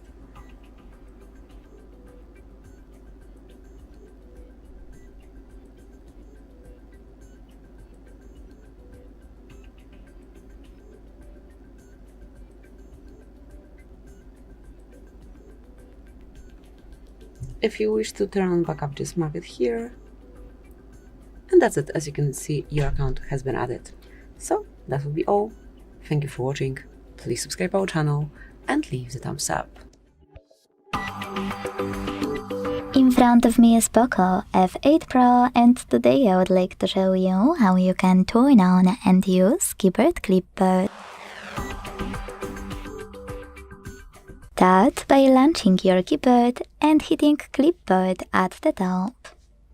Then to activate it, use this switcher at the top right corner, and to go back, this arrow at the top left one. Now to use clipboard, copy or cut any text. Now you can paste it instantly by clicking on it at the top of your keyboard, or to paste it later on using clipboard, click on it here and tap on your text. If you want to paste it after an hour, you need to pin it, or it will disappear. To do that, hold it and tap on pin icon. You can unpin it the same way. Now to delete anything from clipboard, you can swipe it to the left, swipe it to the right, or hold it and tap on bin button. Last but not least, to disable clipboard, use the same switcher as before. Thanks so much for watching. If you enjoyed this video, leave a like, comment, and subscribe. Bye! In front of me is POCO F8 Pro, and today I would like to show you how you can set up screen lock. Begin by going into Settings and scrolling to click on this section called Fingerprints, Face Data and Screen Lock. Then hit Screen Lock over here and tap on one of those login methods, pattern, PIN or password. Wait 5 seconds. Hit Got It in the pop-up and create your login method. If you made a mistake, don't worry, hit clear at the bottom left corner and redo it. Repeat it to confirm it, and hit confirm at the bottom right corner. If you wanna add a fingerprint right away, you can do that by hitting Add in the pop-up and following all of the instructions from your screen. If you don't want to do it now, just hit Cancel. So now, when I switch off my screen and turn it back on, icons that pattern is required. Thanks so much for watching. If you enjoyed this video, leave a like, comment, and subscribe. Bye! In front of me is POCO F8 Pro, and today I would like to show you how you can connect it to printer. First of all, go into Settings and tap on More Connectivity Options right away. Now select Printing.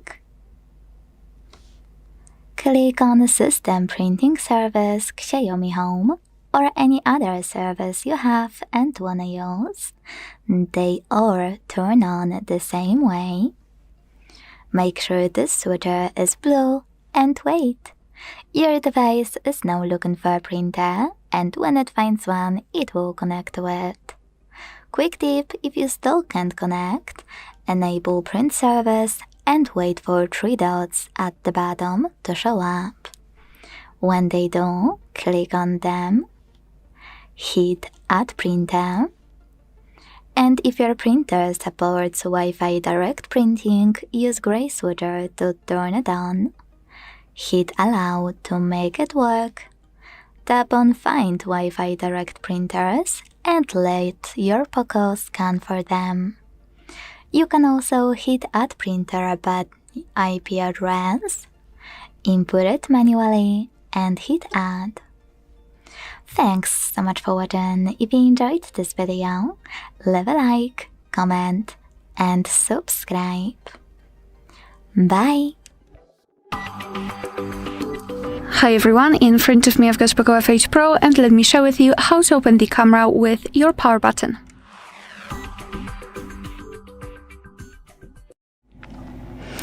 So let's begin with activating this option. So let's open the settings. Here we have to scroll all the way down to find additional settings and then go to gesture shortcuts. Here we've got this launch camera option, so let's tap on it, and here we've got 2 different options from which we can choose. So either we can double press the power button to open the camera, or double press volume down button when the screen is locked. So let's focus on this first option because, to be honest, in my personal opinion, I think that it is much easier and much more intuitive, I would say. So let's turn on this option just by tapping on this switcher, and because I've got my torch turned on this sequence, I mean on this combination of keys, let me just tap on replace. You won't have to do that if you do not have anything assigned to the power button.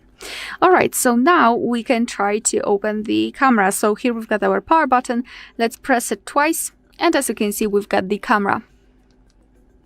Unfortunately, we cannot turn it off like that, so we cannot press on the power button again, but still we can open it quickly just by pressing twice the power button. Alright, so that will be all. Thank you so much for watching. Please hit the subscribe button and leave the thumbs up. Hi everyone, in front of me I've got POCO F8 Pro, and let me share with you how to use the sidebar with the toolbox.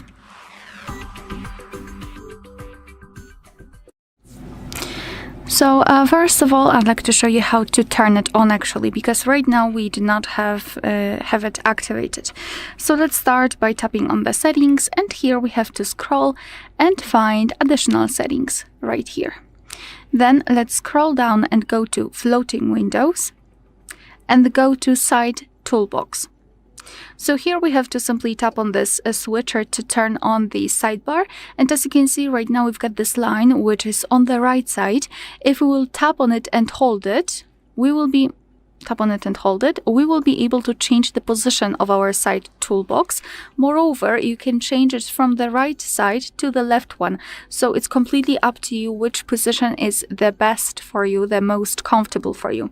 And to open it, we have to swipe our finger from the left to the right, or from the left to the right, or from the right to the left, depending where you've got your toolbox positioned, and swipe it in the place where the side bar is. So swipe like that in order to open the options which we can open in the floating window. So for example, we can open the Google Chrome, then we can also open, I don't know, the gallery, and now we can simply use those apps in floating windows. Alright, so that will be all. Thank you so much for watching. Please hit the subscribe button and leave the thumbs up. In front of me is POCO F8 Pro, and today I would like to show you how you can connect it using Bluetooth. Start by opening Settings and tapping on Bluetooth right away. Now enable it thanks to this switcher at the top and wait for available devices to show.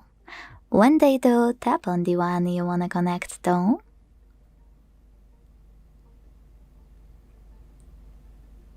Tap on this icon next to allow access to your contacts and call history to enable or disable this option. And when you finished, select Pair at the bottom. Then wait for the other device to accept your connection request. Or a quick tip, if you are trying to connect to another smartphone or a tablet, accept it manually on the second device.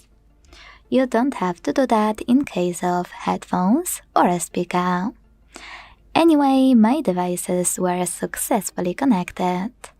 Last but not least, to manage any connection you have, click on this icon next to the chosen one. Check out all of those options, and in case you wanna unpair your devices, click here. Then wait a few seconds. Thanks so much for watching. If you enjoyed this video, leave a like, comment, and subscribe. Bye! In front of me is POCO F8 Pro, and today I would like to show you how you can change sleep time to never. Begin by opening Play Store and downloading free app called Caffeine Keep Screen On. When it's ready, launch it, not sponsored by the way, and hit OK in Welcome pop-up to continue.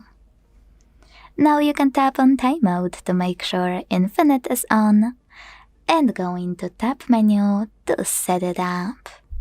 In order to do that, swipe down from the top right corner of your screen. Then hit Edit at the bottom. Scroll all the way down to use this plus icon at the top right corner of New Caffeine shortcut.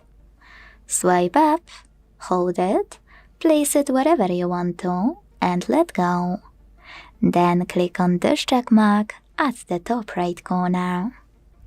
Now you need to click on Caffeine shortcut. Use this switcher next to allow modifying system settings. Go back, and this time when you click on it, it will turn blue.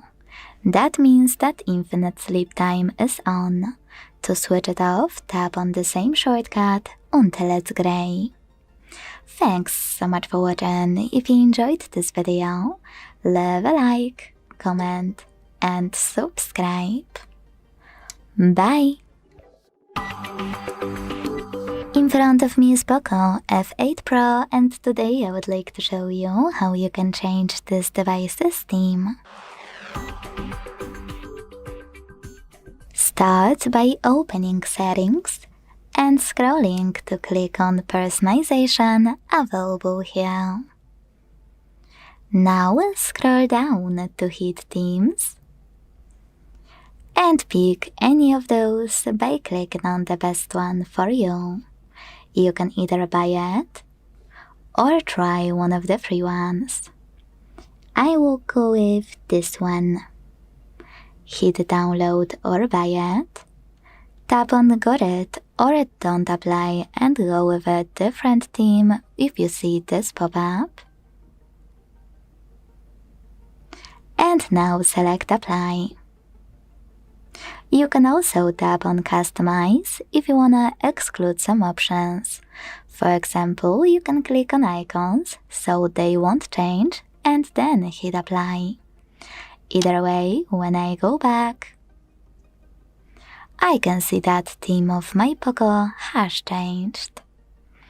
If you wish to go back to your default theme, go into the same settings. Tap on Themes again. This time choose My Account at the bottom right corner and hit Themes at the top to apply POCO or Limitless. Thanks so much for watching. If you enjoyed this video, leave a like, comment and subscribe. Bye! In front of me is POCO F8 Pro and today I would like to show you how you can operate apps permissions.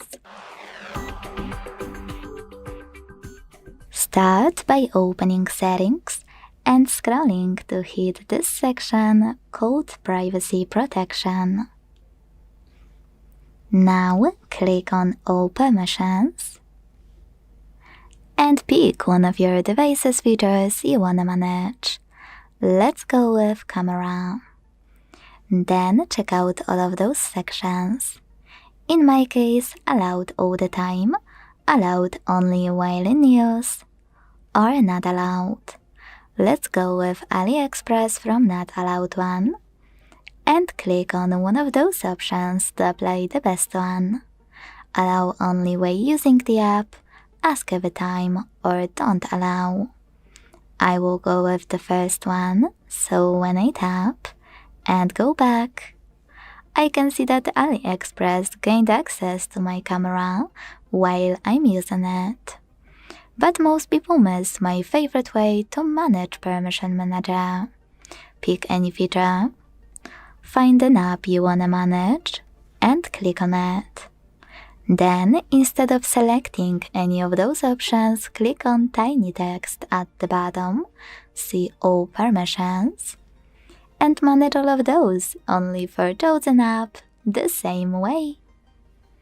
Thanks so much for watching. If you enjoyed this video, leave a like, comment, and subscribe. Bye! Welcome. In front of me is a POCO F8 Pro, and today I'll show you how you can put this device into recovery mode.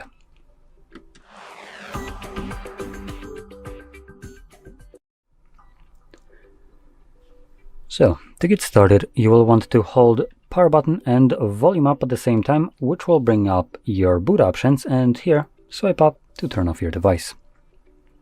Now give it a moment once the screen turns black, and afterwards we're going to hold again power button and the volume up, and you want to hold them, at least the power button, until you see the POCO logo, at which point let go of the power but keep holding volume up, and this will redirect us to the recovery mode. And here you will need to use the volume buttons to navigate through the options, and power button will be used to confirm whatever is selected. So in here we have a couple options like Reboot, which takes us back to Android, Wipe Data, which performs a factory reset of the device, Connect with Me Assistant, which is just a application, and Restore System, which, truth be told, I have no clue what it does. Anyway, I'm gonna select the first option with the power button, then I'm gonna confirm the Reboot to System option, and this will just bring me back to Android.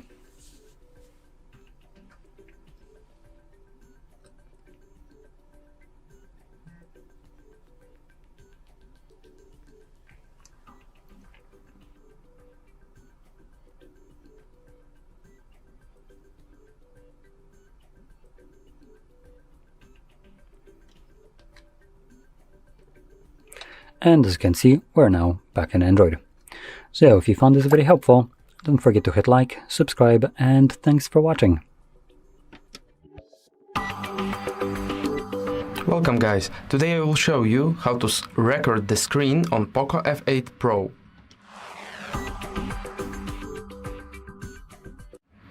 So, swipe down from the top of your screen to open the Tools menu, then tap on the Edit icon.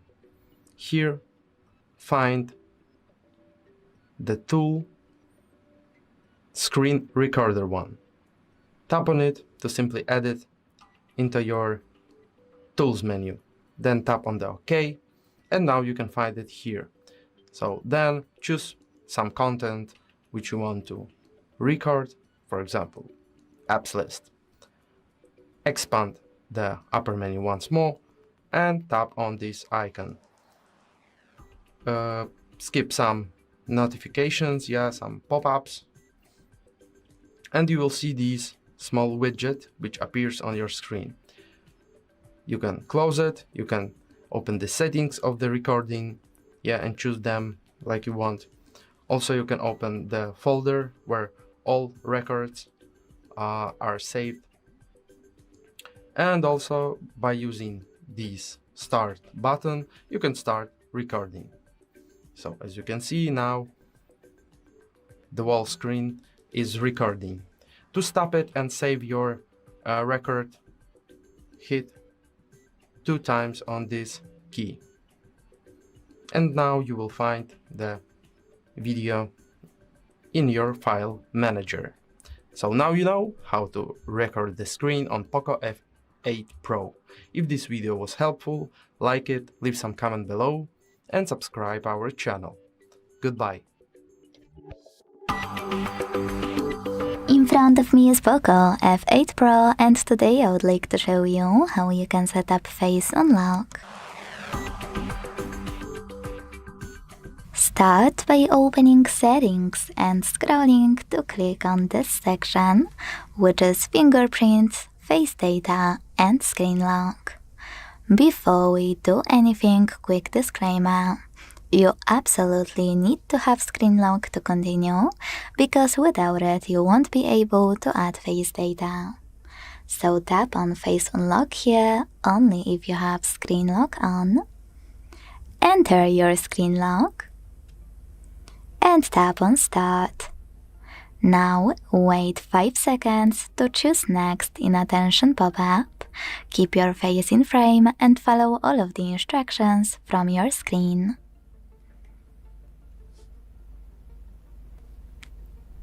Then name your face data however you want to and choose OK.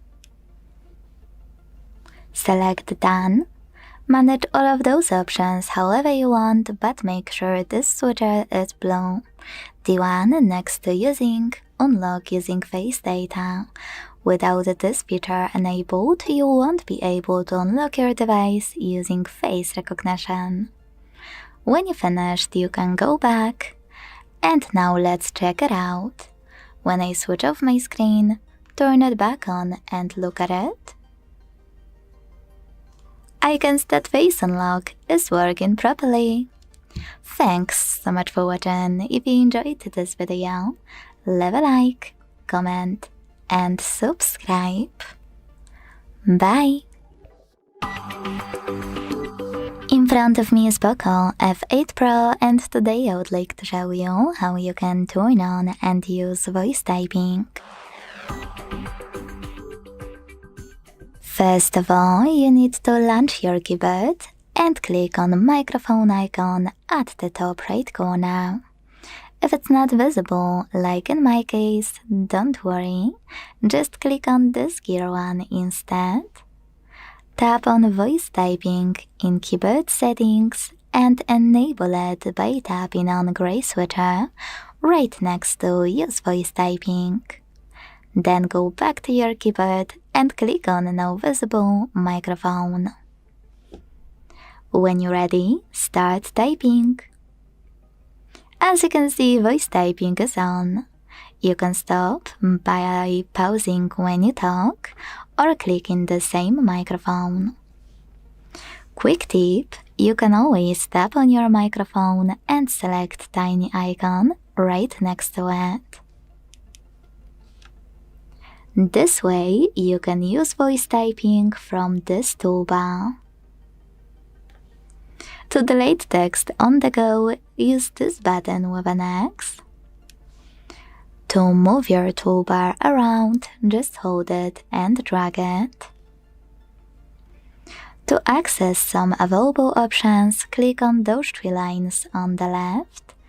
And last but not least, to go back to standard Gboard, use keyboard icon right next to 3 lines one. Thanks so much for watching. If you enjoyed this video, leave a like, comment and subscribe. Bye! Hi everyone, in front of me I've got a POCO F8 Pro, and let me share with you how to use a one-handed mode on this device.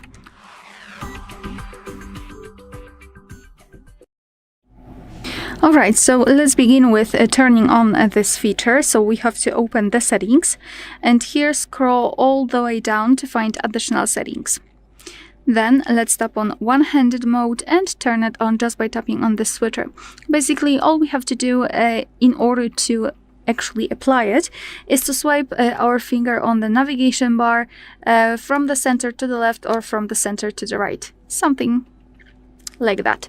And now you can see that our screen is, let's say, a little bit split off between 2 different areas. So here we've got this gray area. After tapping on it, we can enter a regular mode, so we can quickly turn off the one-handed mode. And the second area is actually our screen, but a little bit smaller, so it could fit to this part of the screen.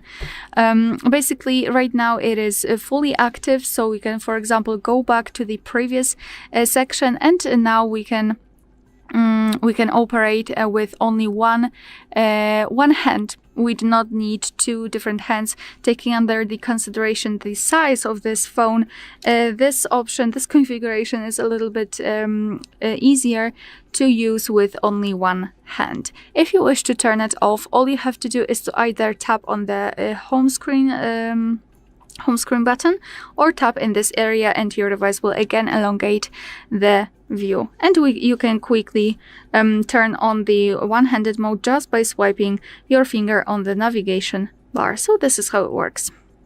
Alright, and that will be all. Thank you so much for watching. Please hit the subscribe button and leave the thumbs up. Hi everyone, in front of me I've got POCO F8 Pro, and let me share with you how to enable the developer options and USB debugging.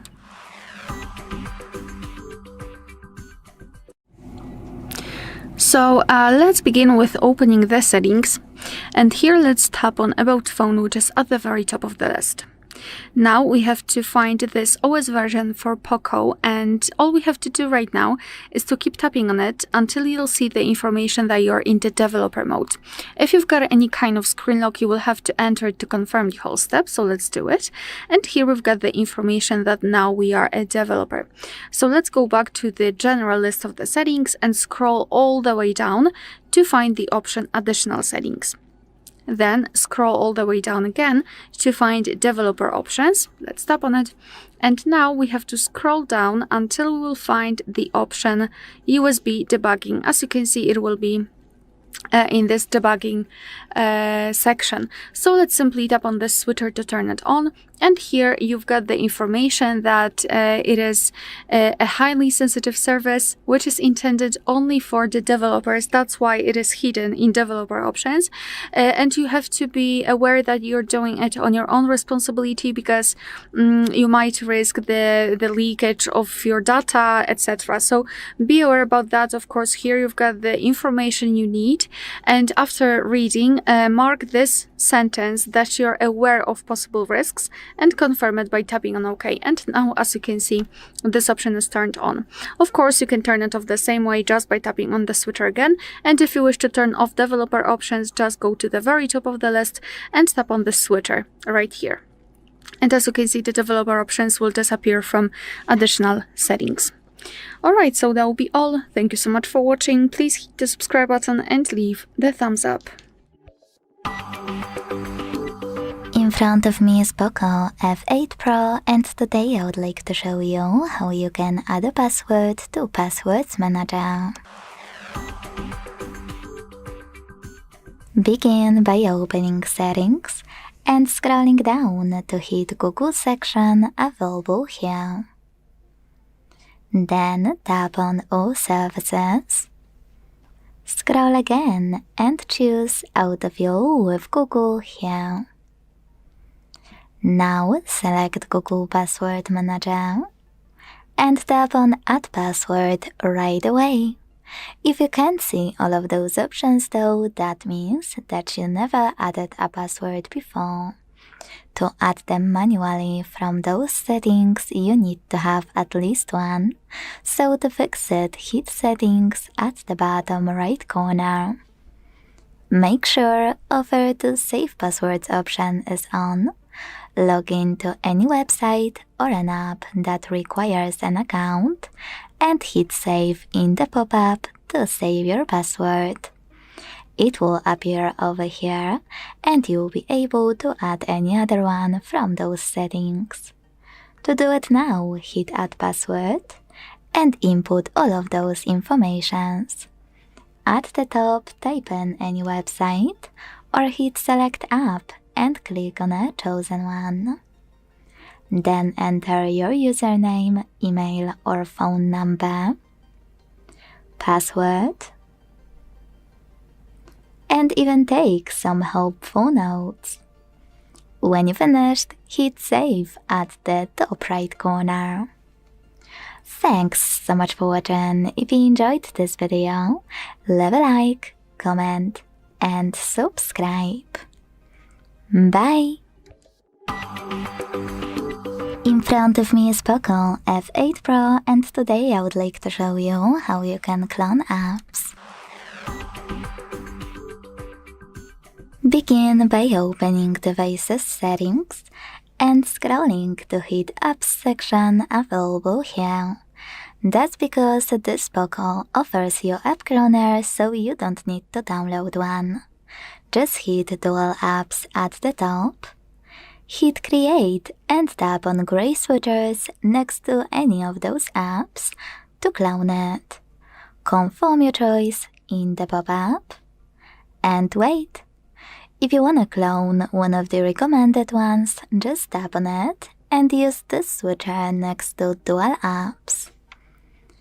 In this case, you can also adjust Share to WhatsApp and Wake using Google Assistant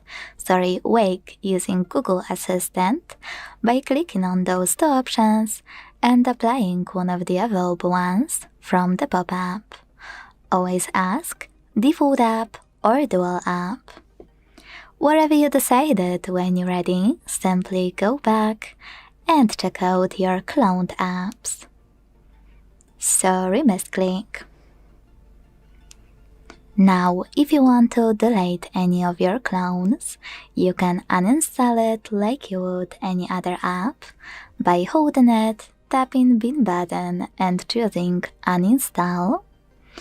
Or, what most people miss, you can just go back to the same section in your settings, tap on blue switcher next to an app you previously cloned, and hit OK in the pop-up to uninstall this clone. Thanks so much for watching. If you enjoyed this video, leave a like, comment and subscribe. Bye! In front of me is POCO F8 Pro, and today I would like to show you how you can add emergency numbers. Start by opening Settings and scrolling to click on this section called Safety and Emergency. Now tap on Emergency Contacts. Select Add Contact and tap on the one you wanna set up. Then do exactly the same with all the other ones you need. Now to change placement of any of those, click on those three dots next to the chosen one and tap on Move Up or Move Down.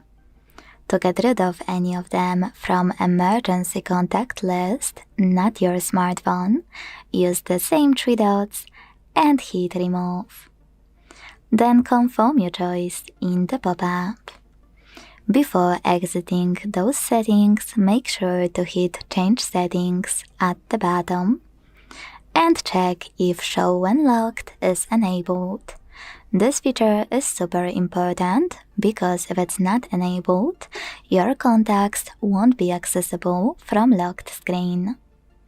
So when you finished, you can finally go back, and to check if all of your contacts were successfully added, switch off your screen, turn it back on and swipe up to hit Emergency at the bottom on the left.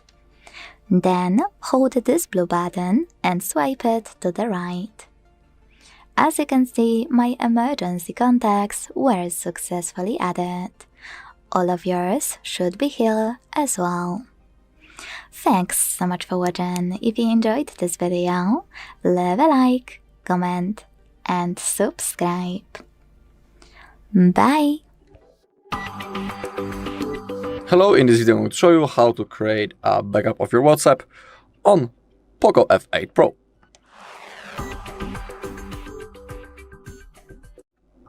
Alright, simply open up your WhatsApp. Once we are here, we need to click on those 3 dots in the top right corner and now open up the settings. Now find Chats, scroll down a little and click on Chat Backup. Okay, let's begin with Google account. Simply tap, and now we need to choose our account. Currently, in my case, this Google account is selected, and it means that on that account, our backup will be saved and stored. It will be stored in the cloud, to be more precise. So simply, you cannot forget that password because if you want to restart a backup later in the future, you'll need to be signed in into the same Google account that you have selected right now in here. Of course, if you want, you can add another. Down below we have the automatic backups. Defaultly this option is turned off. As you can see, in my case I put it only monthly, which means that the backup will be automatically made each month and I don't need to do this manually. Pretty convenient thing. So if you want, you can pick between those possible modes on the screen. I'll stick to the monthly. Let's also include the videos on our backup. We can turn it on. And on the bottom we have end-to-end encrypted backup. It's not necessary to turn it on. Basically it's an extra security feature which will allow us to create a unique password that we will need to type in the future in the moment when we want to restore our backup. But be aware that if you create a password and when you forget it, you won't be able to restore your chats. But just like I'm saying, it's not necessary to turn it on. Also, make sure that you have some free Google storage space. And then to create a backup, hit this green button. The process will now begin. In my case, it won't take long because I don't have many messages. In your case, it might take a little bit longer. Alright, we can take a look on the last backup. We can see the hour. It's the same, so it's a confirmation that everything went successfully and our backup has been created. Alright, and that's all in this video. Thank you all for watching. If you found this video helpful, please leave a like, comment, and subscribe. Hello, in this video I'm going to show you how to restore WhatsApp backup on POCO F8 Pro. Okay, so let's begin. First, let's make sure that when we open up the settings, that we are logged in into proper Google account. Simply scroll down until you find the Google. And in here, make sure that you're logged into the same Google account that you have selected when you are creating a backup. It is really important because if you'll be logged in into wrong account, you won't have possibility to restore your chats. So simply log into proper account. Now we can launch our WhatsApp. As you can see, the app welcomes us. Simply select your language and click on agree and continue. We can agree to send us the notifications, and now in that place we need to type our phone number. We can also click on what's my number, then click on continue, click on allow, and it will be automatically copied. Click on use and click on next. We also need to verify our phone number using one of the two methods. We have the code from the SMS message or the missed call function. It is up to you. In my case, I always select the missed call because in my personal opinion, it simply works in the best way. So I will select the missed call. I'll click on continue. Now we need to click on allow. It's requesting for a call, so we need to wait a little bit. Okay, verifying. And it's done. Okay, now click on continue. Click on allow. And now select Restore from Backup and click on Continue. As you can see, we are restoring from the account that is the same like the one in my settings. So everything is properly. 30 messages restored. Your media will restore in the background. Click on Next. In here you can type your name and also change the profile photo if you are interested. Then click on Next. If you want, you can go into the backup settings and do that thing. I don't want to do it right now. And now I'll show that everything has been successfully restored. We have our messages, including photos and also videos. Alright, and that's all in this video. Thank you all for watching. If you found this video helpful, please leave a like, comment and subscribe. In front of me is POCO F8 Pro, and today I would like to show you how you can operate voice recorder. Begin by finding Recorder app on your POCO and clicking on it. If you never used it before, tap on Allow in the pop-ups, and then use this button at the bottom to start recording. As you can see, recording is on. To pause it or unpause it, use this button at the bottom right corner. To add a bookmark, hit Mark at the top.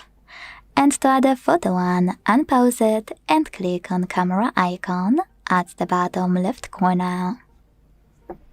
Tap on while using the app or only this time.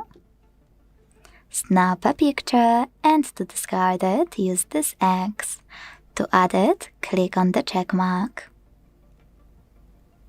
If you wanna change your language, hit the current one, in my case English, at the bottom, and tap on yours. Finally, to end and save your recording, use the same middle button you used before. Then my favorite part, click on it, tap on Allow, listen to it here, and also manage it thanks to those 3 dots at the top right corner and all of those options, like rename or share.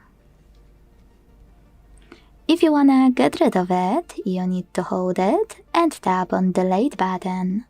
Then confirm your choice in the pop-up. Lastly, to manage more recording options, click on this gear at the top right corner. Thanks so much for watching. If you enjoyed this video, leave a like, comment and subscribe. Bye! Hi everyone, in front of me I've got POCO F8 Pro, and let me share with you how to use floating windows on this device.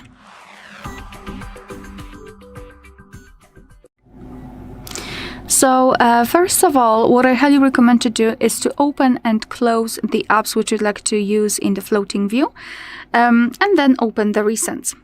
So here I would like to use calculator and notes at the same time.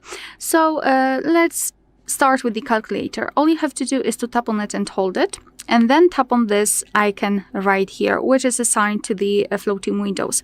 So just tap on it, and as you can see, our device will show us the calculator inside the floating window. We can open the recents again to open notes in the floating windows also. So tap on it and hold it, and tap on this icon. And as you can see, right now we've got 2 different floating windows on which we can still work, because all of them are active. We can normally use it and enter, for example, the numbers in the calculator. Sorry, I've just added it to the full screen, but that's okay. And still we can use the notes. Moreover, after tapping on the 3 dots icon here in this floating window, you can choose the option to how you'd like to show it. So either like a window here, or you can apply it to the bottom of the screen like that. So now the screen is divided into two even halves between the calculator and the notes. You can also set it at the top, so the same situation, and you can obviously apply it to the full screen. You can tap on this plus icon here to open new new app. And to turn it off, simply tap on the three dots icon and tap on this X button right here. So this is how to close them. If your device will do something like that, you can quickly open the, for example, in my case, calculator to the full screen just by swiping it all the way up. Alright, so that will be all. Thank you so much for watching. Please hit the subscribe button and leave the thumbs up. Hello, in this video I'm going to show you how to create a WhatsApp backup on Xiaomi Redmi K90.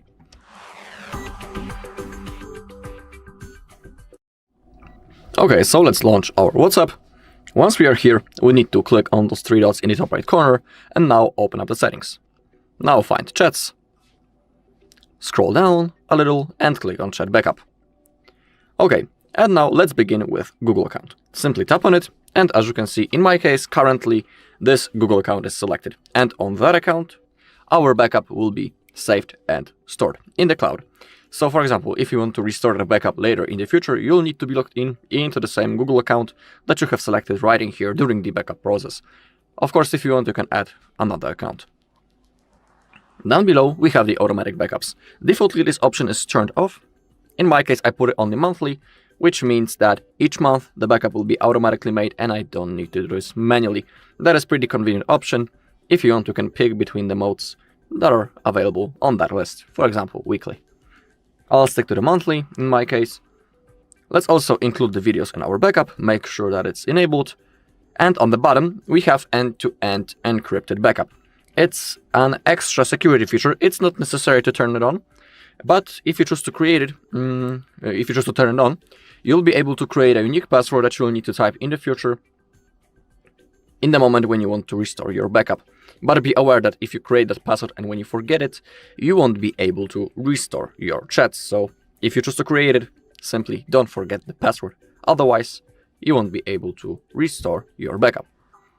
Also, make sure that you have some free Google storage space. If you don't have enough, you will have to tap and clear something. And now to create a backup, hit this green button. In my case, it won't take long because I don't have many messages. Alright, the process has finished. As we take a look on the last backup, we can see the hour. It's the same, so it's like a confirmation that everything went successfully. Down below, we can also see the size of our backup. Alright, and that's all in this video. Thank you all for watching. If you found this video helpful, please leave a like, comment, and subscribe. In front of me is POCO F8 Pro, and today I would like to show you how you can add audio or a video file to text message. Start by launching Messages app and selecting or creating a chat. Wherever you decided when you're ready to create an audio file and add it instantly, use this icon at the bottom right corner. Tap on microphone to start recording and then tap on it again to finish. The same button here. Now you can listen to your recording, hit restart to redo it, or attach to add it to your message. If you want to add already existing audio file, use this plus at the bottom left corner and hit Files. Then you can either look for it in one of those apps by hitting Audio at the top, or what most people miss, by selecting those three lines at the top left corner to pick it from one of those sources. Then tap on it to add it. If you want to create and add a video file, use this icon of a photo at the bottom right corner. Switch from photo to video. Pick your camera, adjust it, and start recording. When you finish, your video will be automatically added to your message. To add one that already exists, click on it here. Or if you can't find it, scroll down, hit Photos or Collections, find it here, and then I will just find mine real quick. And then hit Done at the bottom right corner. Thanks so much for watching. If you enjoyed this video, leave a like, comment and subscribe. Bye! Hi everyone, in front of me I've got POCO F8 Pro and let me share with you how to change camera colors on this device.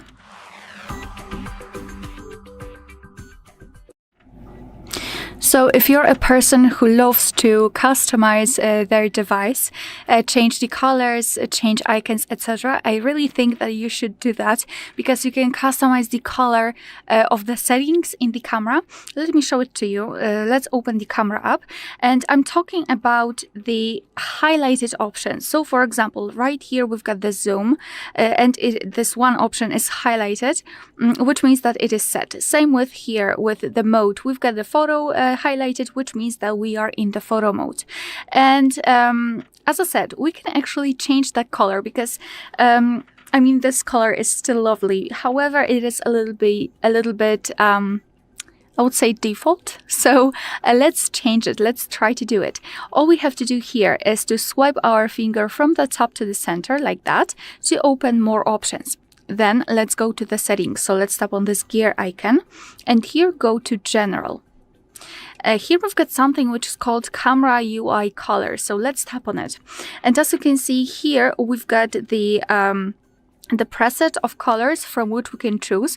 Right now we've got this yellowish one, but we can change it to any other color which is listed here.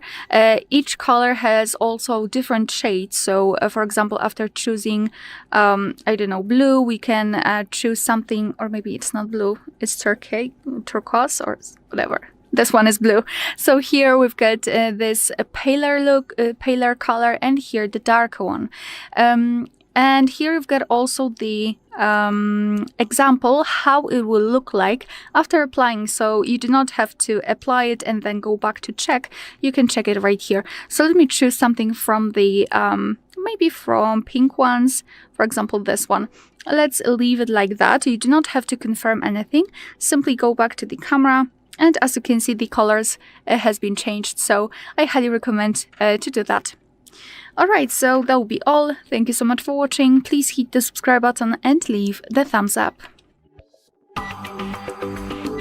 Welcome guys, today I will show you how to complete factory reset using Settings app on POCO F8 Pro.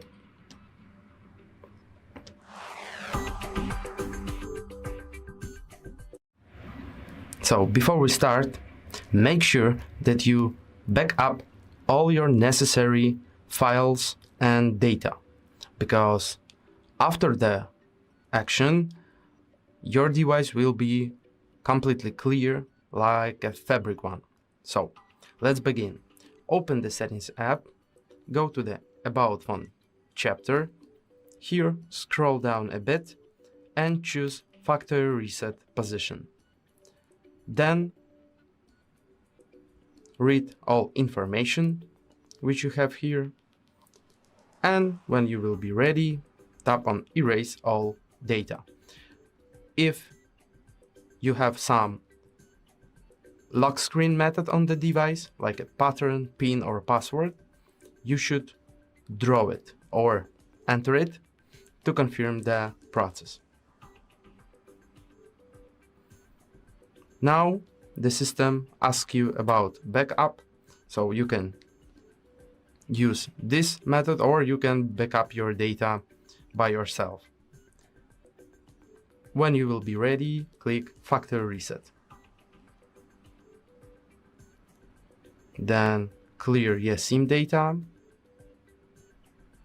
Wait for a while until you will be able to click Next button. Tap on it. One more verification.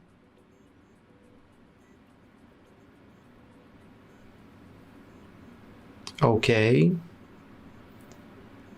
And wait until the device will be completely resetted.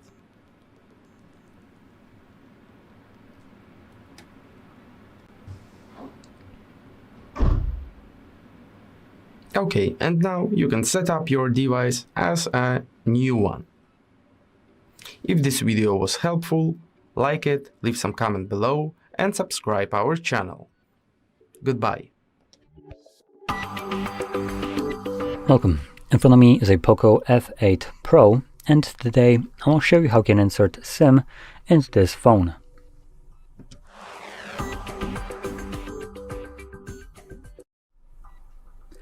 So, to get started, you'll want to grab a SIM eject tool, similar to this one, which will come provided with the device in the box.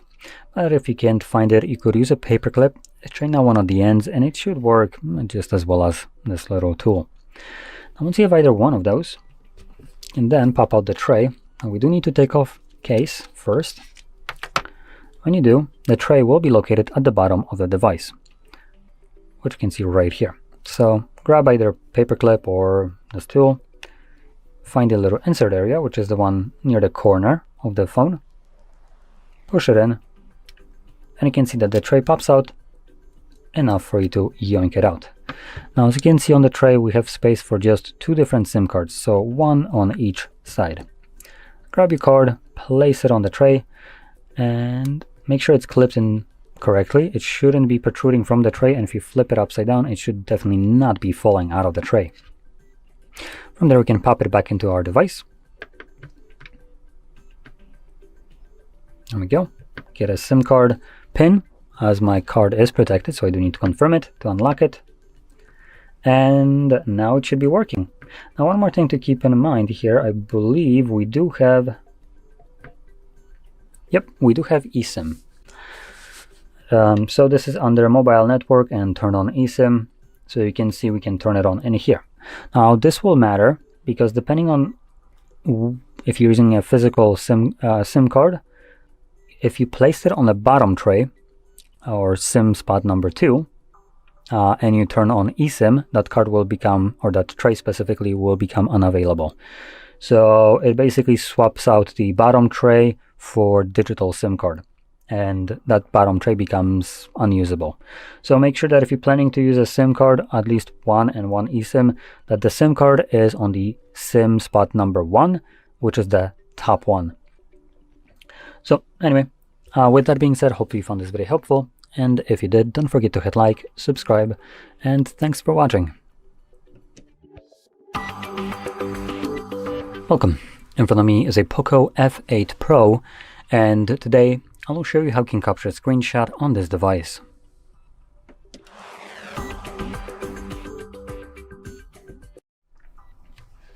So, to get started, you will want to open up content that you wish to capture, which for me will be the home screen that is already open and visible on my device.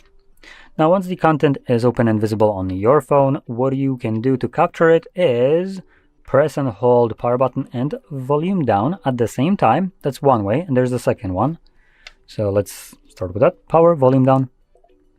You get a haptic feedback along with the pop-up with scroll and share options, and this pop-up disappears on its own if you don't press on any of these options. And the second one would be using a 3 fingers, just swipe down. And as you can see, it captures the same kind of screenshot. You can use whichever one you want. Both of them capture the same exact screenshot. It's just whichever one is more convenient to you. Now, when you capture any kind of screenshot, you can find them all in the Gallery application. Now, you can also find them in Photos app from Google, but I will be using Gallery as it's the default kind of Photos app from Xiaomi. And I also find it to be a little bit better over the photos. So let's open up Gallery. And you can see we're now in the main tab right here, which would normally contain, no, you don't need all this data, which would always contain everything in terms of photos, videos that is stored on your phone. Now, photos, videos as in images and videos. So you will find the screenshots here, but later on, if you're looking for a specific screenshot somewhere that you captured some time ago, and you have all the photos, videos, screenshots, memes, and all that crap here, you will probably already know that it's pretty difficult to find this here. So you can navigate here to the second tab, which is Albums, and find album called Screenshots and Screen Recordings. And then just make sure that you have selected the Screenshots tab right here, and in here you just find Screenshots and nothing else, while Screen Recordings have their own separate tab right next to it. So There we go. And you can see here are the 2 screenshots that I've captured. So that's about it. So if you found this very helpful, don't forget to hit like, subscribe, and thanks for watching. In front of me is POCO F8 Pro, and today I would like to show you how you can open apps in pop-up view. Begin by accessing any app in the background, like that, and holding it until you see all of those options. When you do, click on this icon between 2 rectangles and a gear. Then choose Next in the pop-up and start in a second one. As you can see now, I can use my app in this little window. To move it around, hold those 3 dots at the top and drag it. To scale it, hold one of its bottom corners and drag it as well. Now to minimize it, click on Home button and swipe it to the side to turn it into a bubble. To access your window again, click on the bubble and then tiny window. If you wanna close your app, you can always do that by clicking on those 3 dots at the top and selecting this button with an X. Or you can use it in full screen view by holding this line at the bottom and dragging it all the way down.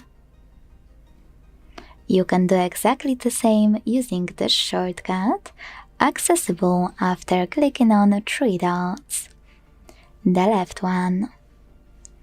Now, last but not least, something most people miss. If you click on those 3 dots, you can also switch from pop-up view to split screen. Just click on one of those split screen icons, tap on the second app you wanna use in split screen view, and enjoy operating in both at once. To go back to pop-up view, you need to use those 3 dots at the top of your app, and this time click on this icon of pop-up window. Thanks so much for watching. If you enjoyed this video, leave a like, comment, and subscribe. Bye! Welcome. In front of me is a POCO F8 Pro, and today I will show you how you can enable and set up your Do Not Disturb mode.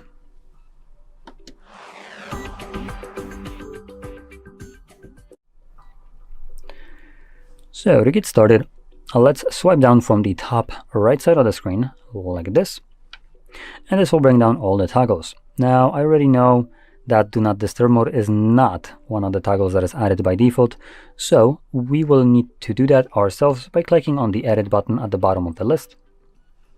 And this will show you right here all the toggles that are turned off, so we can add them.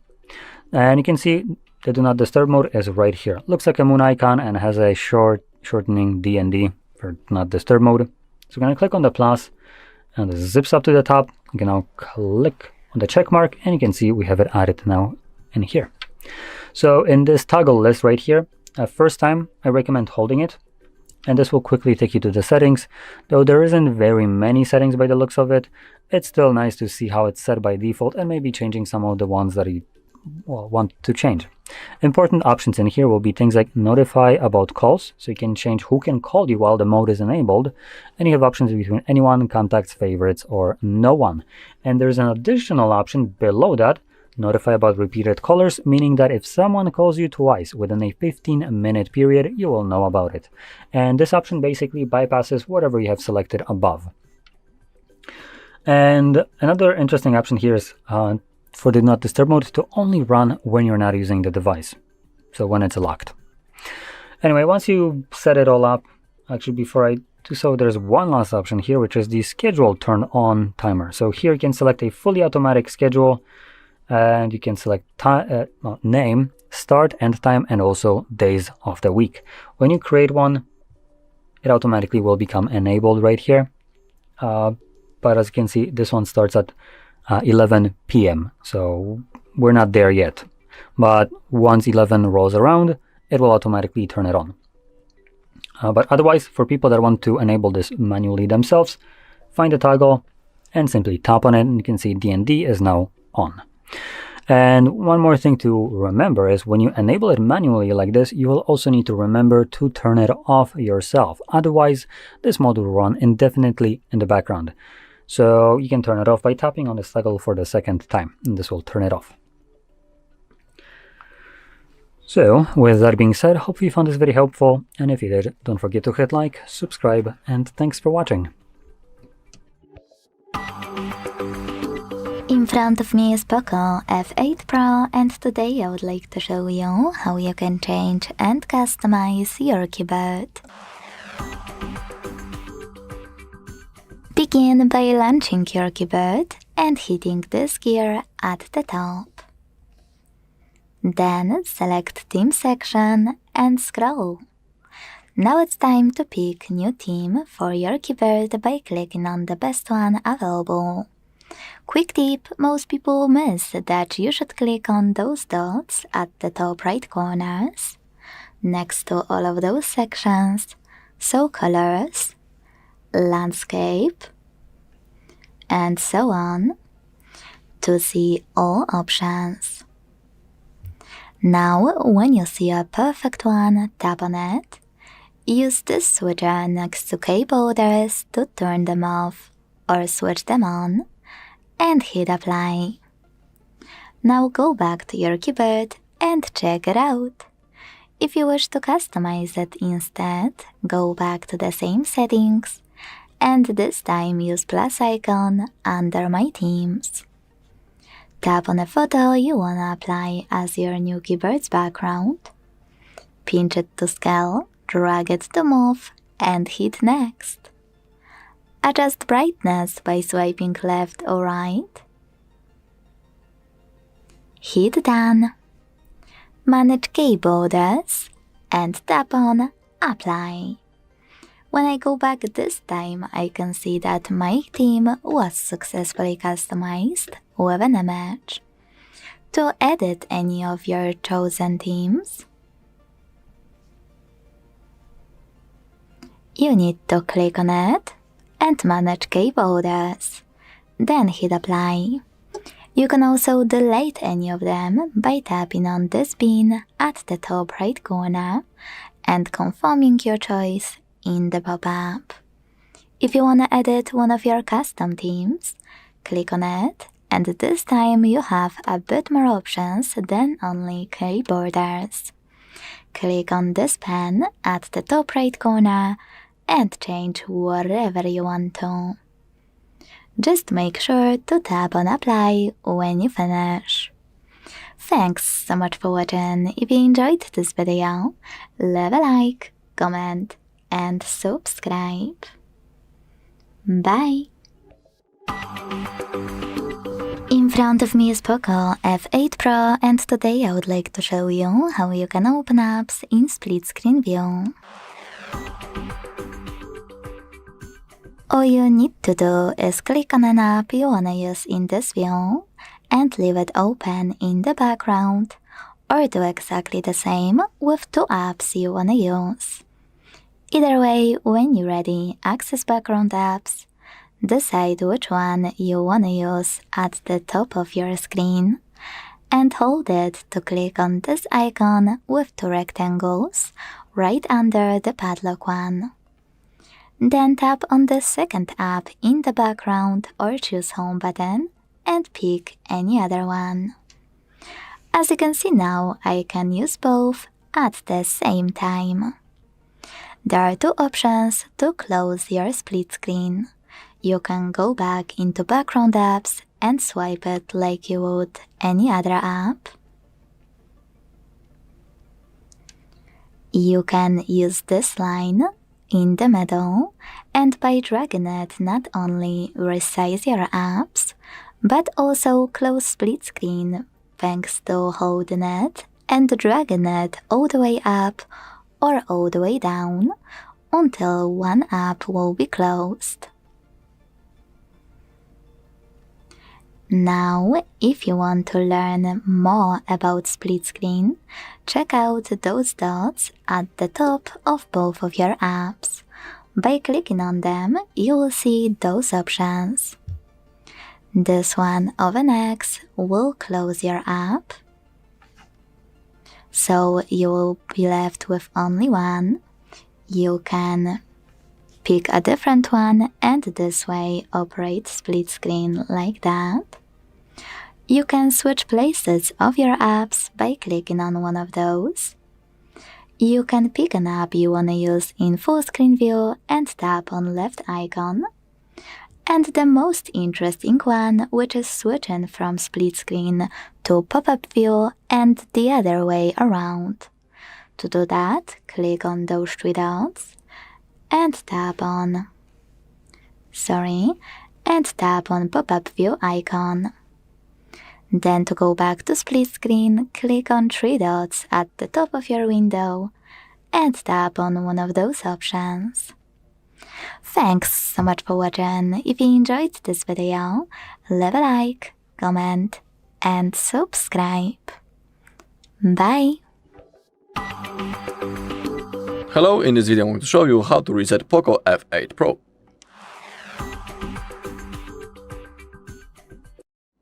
Alright, so let's begin. We have two methods how we can reset our device, and I'll show you both of them. First, and the recommended method, is a reset using the settings. Simply open them up, click on About Phone, scroll down, click on Factory Reset, and now all you need to do is to click on Erase All Data. Remember that all of your data will be permanently erased. So, for example, you can create a backup before the reset. If you don't know how to do it, on our channel there is a video how to create a backup of your data, so if you want you can watch that video. Now if you click on Erase All Data, your device will be turned off, then you need to wait a few seconds and it will be automatically turned on. The next thing that you need to do is to go through the setup process. When it comes to the second method, it's a reset using the recovery mode. This method is recommended, for example, when our whole device is lagged or frozen and basically when we cannot do anything. But you need to be aware that, for example, if you have your screen lock set, just like me,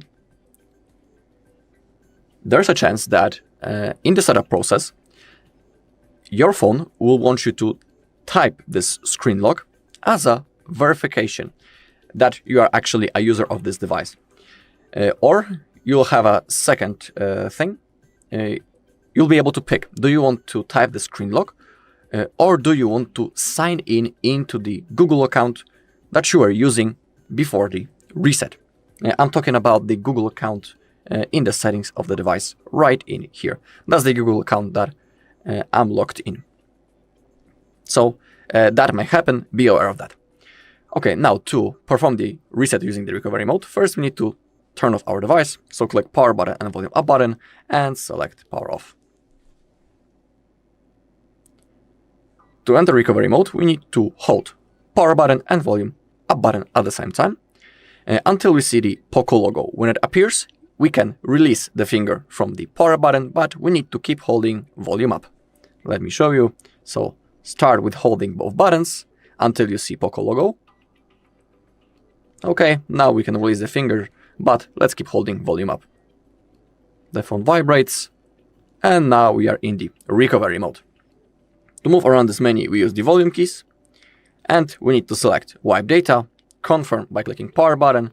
Now select wipe all data, confirm. The process has now started. It shouldn't take long. Okay, it's already done. So now click on back to main menu, select reboot, confirm, reboot to system, and now we just need to simply wait until our device turns on. And just like in the previous method, now we'll have to go through the setup process. Alright, and that's all in this video. Thank you all for watching. If you found this video helpful, please leave a like, comment and subscribe. Hi everyone, in front of me I've got POCO F8 Pro and let me share with you how to take a partial screenshot on this device.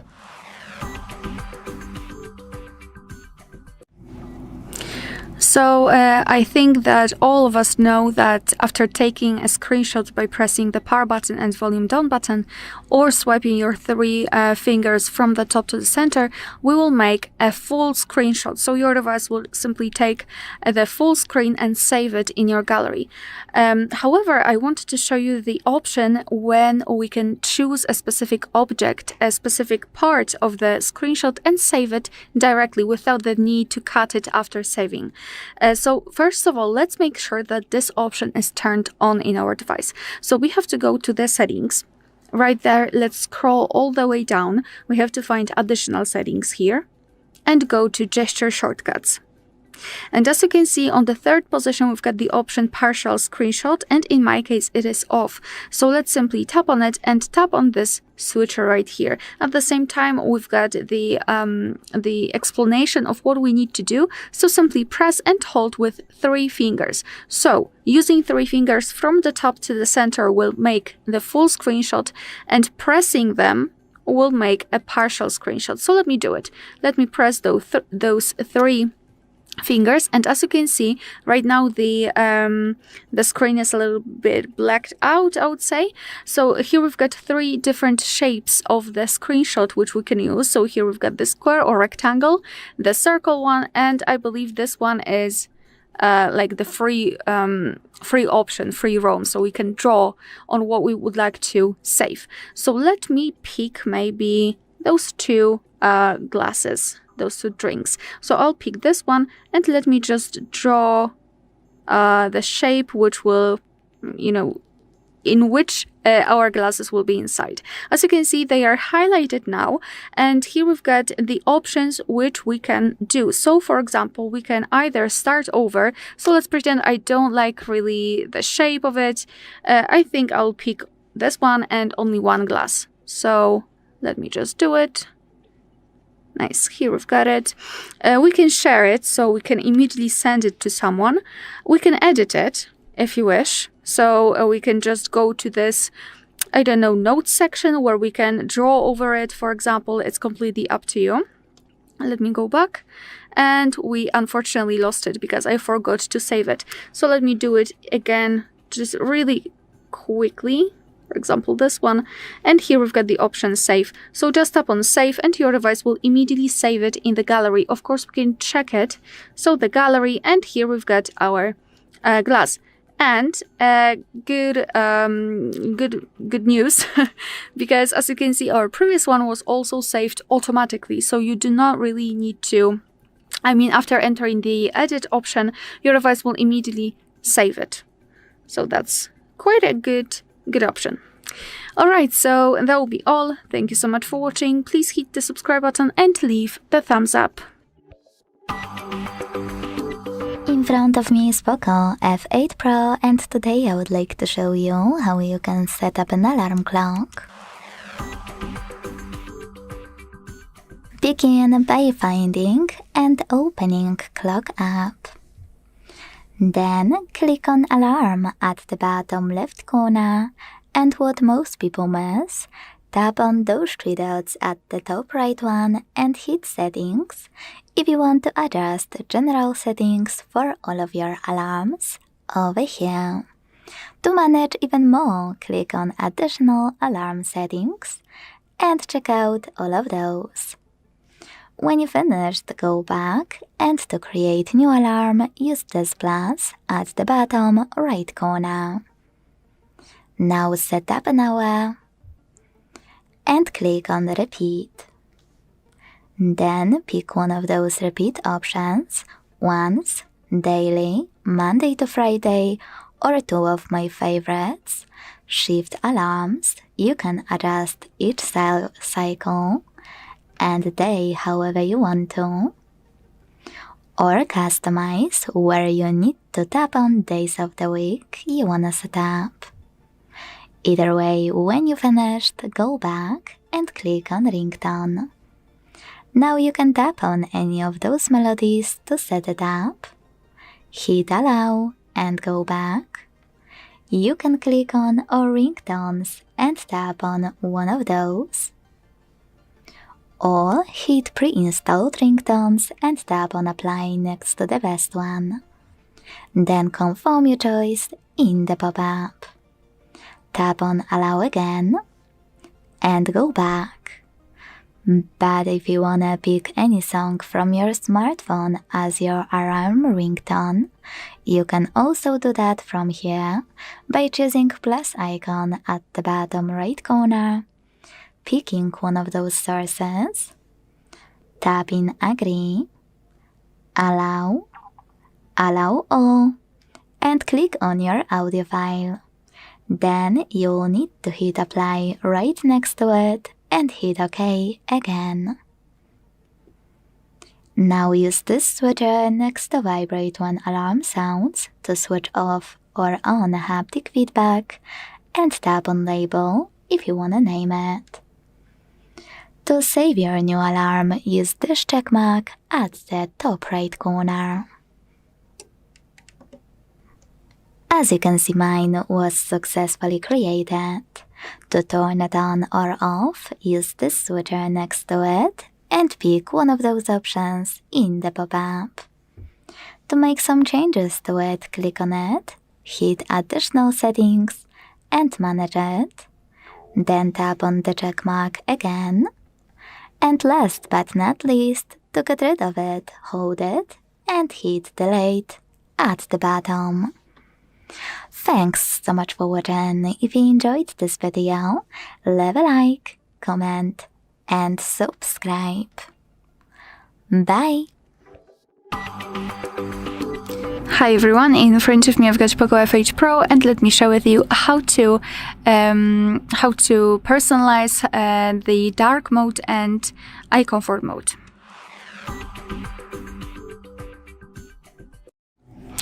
So those two different modes those two modes are completely different, even though they might resemble each other a little bit. So let's start with the dark mode. Let's go to the settings, and here we have to scroll and find home screen. Sorry, not the home screen, display and brightness. And here, first of all, we've got the dark mode here. So the basic idea of this dark mode is that your device will apply dark colors to the background. Right now we've got the light mode, so the background is basically light or light gray. But after tapping on the dark mode, your device will apply the black color, which is quite a nice option. I mean, because of those contrast issues, etc. It also looks a little bit more modern than the light mode, but it's up to you. We cannot really customize it that much. I mean, we can enter dark mode options, and we can decide whether we want to switch to dark mode automatically when during a scheduled time. So after tapping on the switcher, you can choose between two options, so sunset to sunrise and custom. We can choose sunset to sunrise, and it means that your device will automatically decide when the sunsets and sunrises are. It is location based, or you can custom it and decide when you want your device to turn on the dark mode. So it will be easier for you to look at the menu. Moreover, you can choose individual apps to which your device will apply the dark mode. You can do it or not. It's completely up to you. So this is the whole dark mode situation here, and a reading mode, which is a little bit different. And to show you the differences, I need to switch to the light mode. Let's go to reading mode, and basically reading mode is the mode where your device will apply the yellowish shield, thanks to which your device will protect you from the blue light. It should filter that, and right now it is turned on, so now it is turned off. I'm not sure if you can see the difference. There is a little bit of difference. Let me ignore kind of the cycle one, because it is automatic option. So obviously you can choose it, and your device will automatically adjust the colors based on the sunsets, sunrises, etc. But I would like to focus on the classic mode and just tap on this arrow here, and now you can customize it manually. So you can change the color temperature by going to the left, you can make it cooler, and by going to the right, warmer. You can also change the texture, so you can apply the paper-like texture to the background just by going to the right with the switcher. So you can see that the background is a little bit sharper than it was before. Here we've got the colors, so you can change full colors to light colors, and black and white. It's completely up to you how you wish to use it. And here you can schedule that feature. The same situation just like in the dark mode, so you can set the custom period, or you can choose a good night's read. It is location based. Alright, so this is how it works. Thank you so much for watching. Please hit the subscribe button and leave the thumbs up. Welcome. In front of me is a POCO F8 Pro, and today I'll show you how you can reset this device through recovery mode.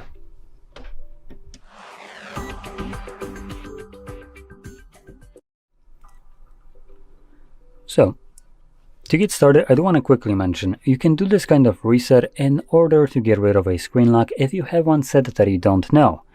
I do have one set, but before I even show you that, I do also want to mention one more thing, which is if you're doing this for the purpose of removing a screen lock, and you do have a Google account signed in here, which I don't, when doing this reset, your device will become FRP locked. And what that means is when going through the setup process after the reset, your device will force you to verify either the screen lock or the Google account that was signed in, meaning you will need to sign in to the Google account.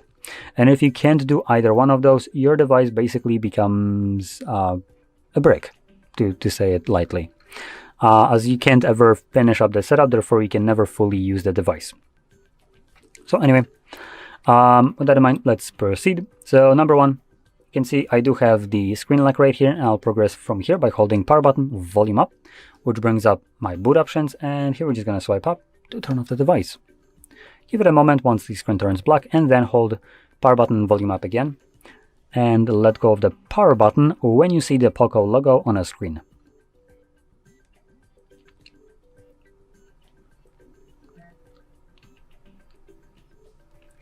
This will take us to the recovery mode, at which point you can let go of the volume up as well. And in here, just like the message says at the bottom, you need to use volume buttons to navigate through the options, and power button will be used to confirm whatever is selected. So with that in mind, we can just press volume down once, which will select wipe data, confirm it, then select wipe all data the same way, and confirm that with the power button again, and confirm. As you can see, it begins resetting. This only gets like 5%. Yep, there we go, and you can see it's already finished. So we're gonna select the reboot to main menu, reboot, reboot to system, and this will now reboot the device, continue resetting it in the background, and once that is finished, we will be presented with Android setup screen. So I'll be back once that is visible for me.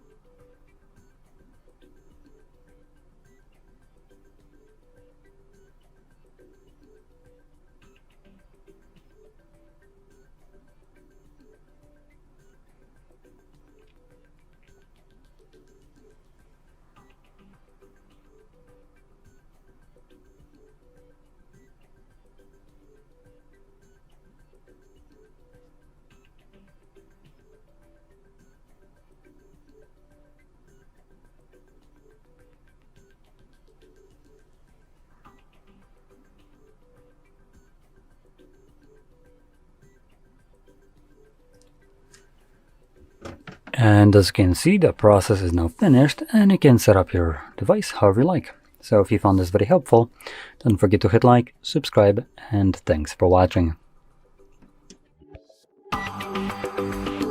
Hello, in this video I'm going to show you all backup methods on POCO F8 Pro.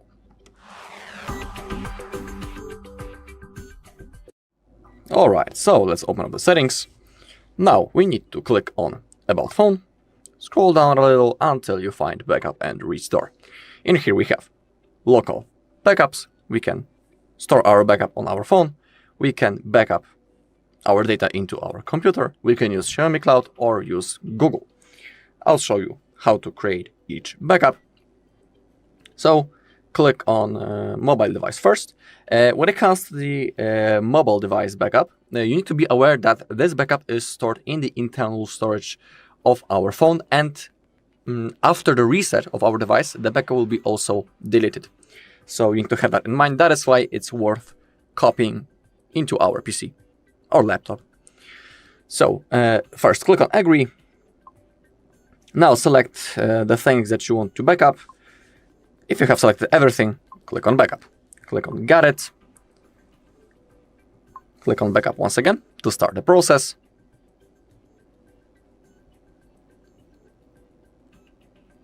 Okay, and click on finish. Now our backup has been successfully created. I will show you how to copy it later into our computer, because that's what basically the computer function stands for. It's simply copying the backup from our phone into our PC. We don't have any extra apps for copying or something like that. So I will show you that later as the last method. And now let's go into Xiaomi Cloud. If you want to use it, you need to be signed in into your Xiaomi account. If you don't have an account, you have to create it. In here, we need to click on backups and simply hit on backup now. Then the process will start and the backup will be saved in the cloud. If you want to restore that backup later in the future, you'll need to be signed in into the same Xiaomi account to restore the backup. It is really, really simple. Then you will have an option to restore down below. Actually, you will have to click on Manage Cloud Backups, and you can even read it right in here that you'll be able to restore. Now let's go straight into Google Backup. First, you need to agree to the backup services. Simply select photos and videos and other device data. Click on Confirm. Make sure that they are enabled. If they are not, simply tap on them and select it right in here. Same thing with the photos and videos. And now, important part. It is the Google Backup, and our backup will be saved in the cloud of our Google account, simply. In here, you can see your Google account on your screen, of course, that's mine. And you cannot simply forget your Google account and password to it, because if you want to restore that backup later in the future, you'll need to sign in into the same Google account. Okay, now to create a backup, also make sure that you have some free storage space. If you don't have enough, you'll have to click on clean up space or get more storage. And now hit this green button to start the process. Now I also need to confirm by drawing my screen lock. The process will now begin. In here, as you take a look, a small circle appeared, and it's going to fulfill slowly. Basically, when it disappears, it means that our backup has been successfully created. We'll also see a notification on the bottom of the screen that our data has been backed. So I'll see you in a second.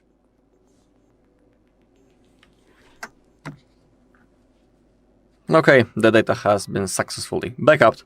Also, on the other device data, we can see that the backup has been created 0 minutes ago. And also, when we click on other device data, we have the backup details. And in here, we can see that 50 apps has been copied, device settings, call history. So everything went successfully.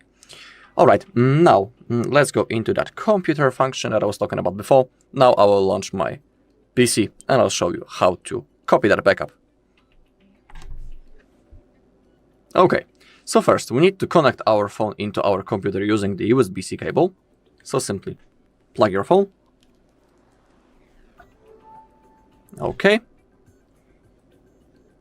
Now click on charging this device via USB and select File Transfer / Android Auto. Now on our computer we need to open up the File Explorer. Okay, go into this PC, click on your POCO, click on Internal Shared Storage, and now go into My UI, click on Backup, All Backup, and in here we have our zip folder. zip file with our backup, simply copy it into your computer. In my case, I will create a new folder. I'll call it POCO, and simply drag this file, copy it. Okay, it has been transferred, so everything went successfully. We can close it up. We can close the all backup folder. And now, basically, that's all. Our backup has been successfully copied into our computer. Alright, and that's all in this video. Thank you all for watching. If you found this video helpful, please leave a like, comment, and subscribe. Welcome. In front of me is a POCO F8 Pro, and today I will show you how you can enable and set up your portable hotspot.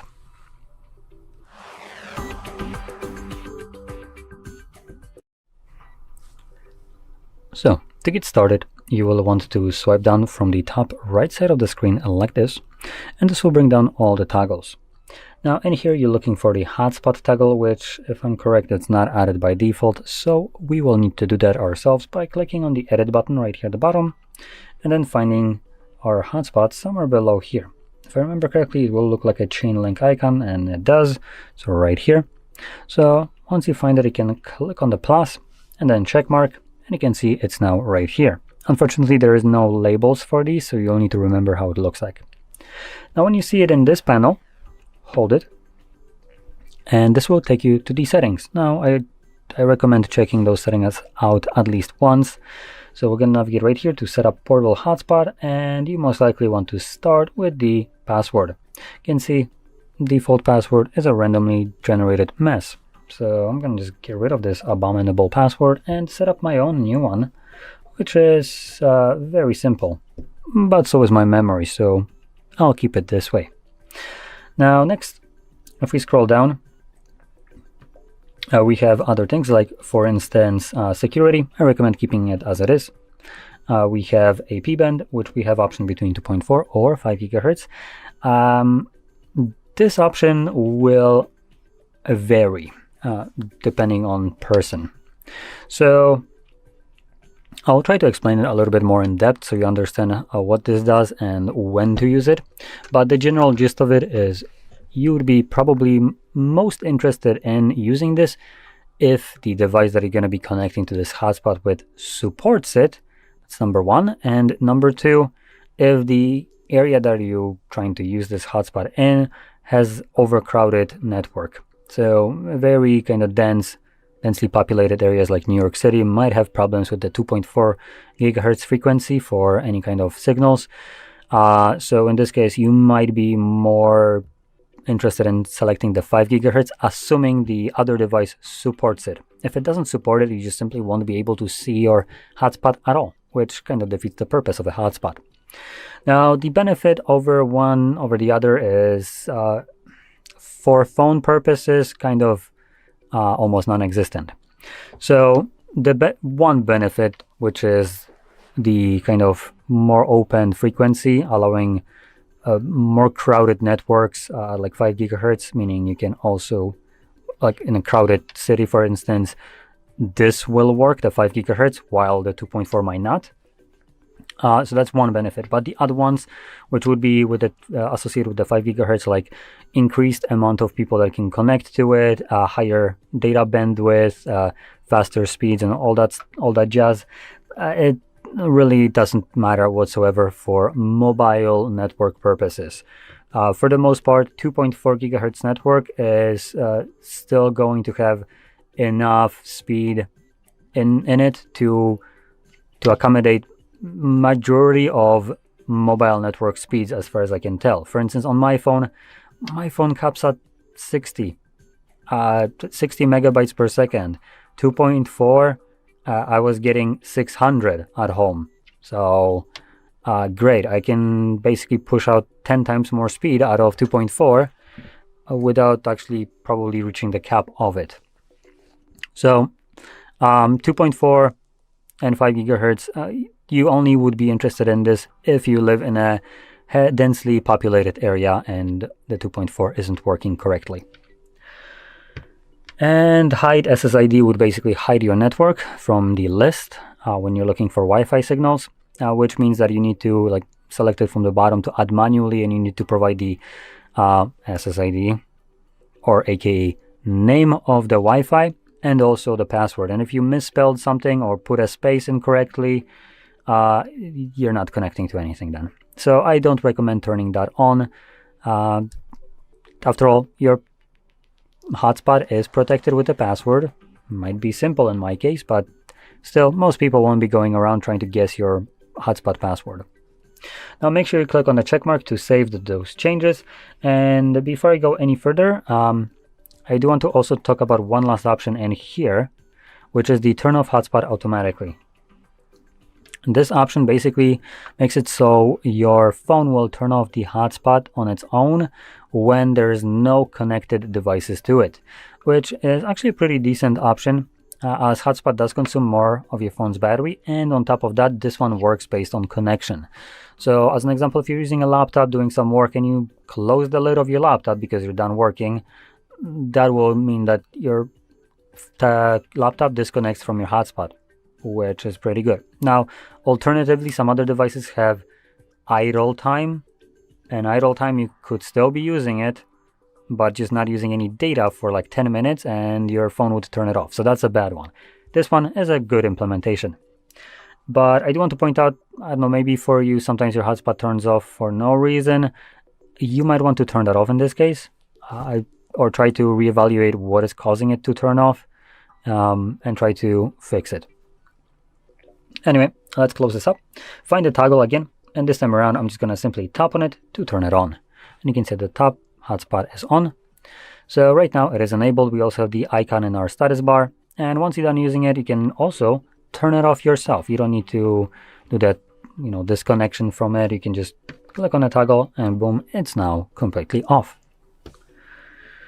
So anyway, with that being said, hope you found this very helpful, and if you did, don't forget to hit like, subscribe, and thanks for watching. Welcome. In front of me is a POCO F8 Pro, and today I will show you how we can import contacts from the SIM card to the device.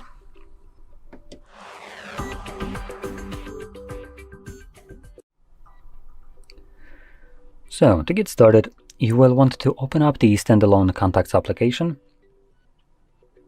like this one right here. Now it will ask you the first time around when you open it up to allow sending you notifications. No, there's no reason why contacts application should be sending you any notifications. This doesn't refer to messages from contacts, by the way. This just refers to the application itself sending you its own bullshit notifications for no reason. So we're going to deny that. And in here, we're going to navigate to Organize. And contrary to what you might be expecting, instead of Import from File, we're going to be selecting Manage SIM. Now, I do want to stop here and just kind of take a moment to completely take a steaming pile of shit all over this, because I just dislike this in every form. So you can see that it asks us choose where to save contacts. And it gives me the option to save it to the device and Google or device and Xiaomi account. Where is the option to just the device? How about you stop trying to literally steal other people's information without their permission? It should be straight up illegal for companies to be able to do this. Because by you importing contacts to the cloud, which Google and Xiaomi are cloud, you're basically sharing personal information of other people that have never consented to it. And it looks like Google and Xiaomi is just completely doesn't give two shits about this, because that's the cheat code to bypassing consent, apparently. God, good that corporations can walk on the streets, because we all would be afraid for our behinds there. They don't even bother using lube nowadays. So, anyway, there is actually a hidden option under More Options, because apparently, there's this much more screen left, but it's not enough space right here to fit the third option that is hidden. That literally takes the same amount of effing space than when it was hidden. Are you fucking kidding me here?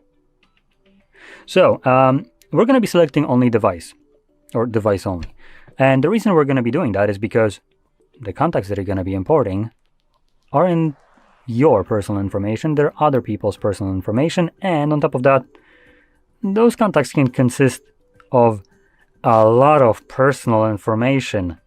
So it would be good to not import that to the cloud without someone else's consent. After all, it's their data. So that's what we're going to be selecting. And I do want to point out, depending on where you chosen to select, if some of these contacts already exist wherever you want to import them to, you might find that some of these contacts are grayed out and deselected. In this case, you don't need to worry about them. These contacts already exist on your device. And here you can also deselect contacts that you don't want. All of them by default will be selected as long as they don't exist already on wherever you're trying to import them. And here you can just click on import. And here we have another dark pattern, because, you know, it wasn't enough that they were trying to hide the option to delete or to import only to the device, but they're also trying to delete your backup. So it asks you this absolutely effing moronic question: do you want to remove contacts from your SIM card? To clean up your SIM, remove copies of imported contacts. Contacts that aren't imported won't be affected. Well, jolly old goodness, instead of giving me this option, how about you give me a reason? Why the shit would I ever want to delete these contacts? SIM card is designed for two things: to connect to the provider and to allow you to store contacts on it.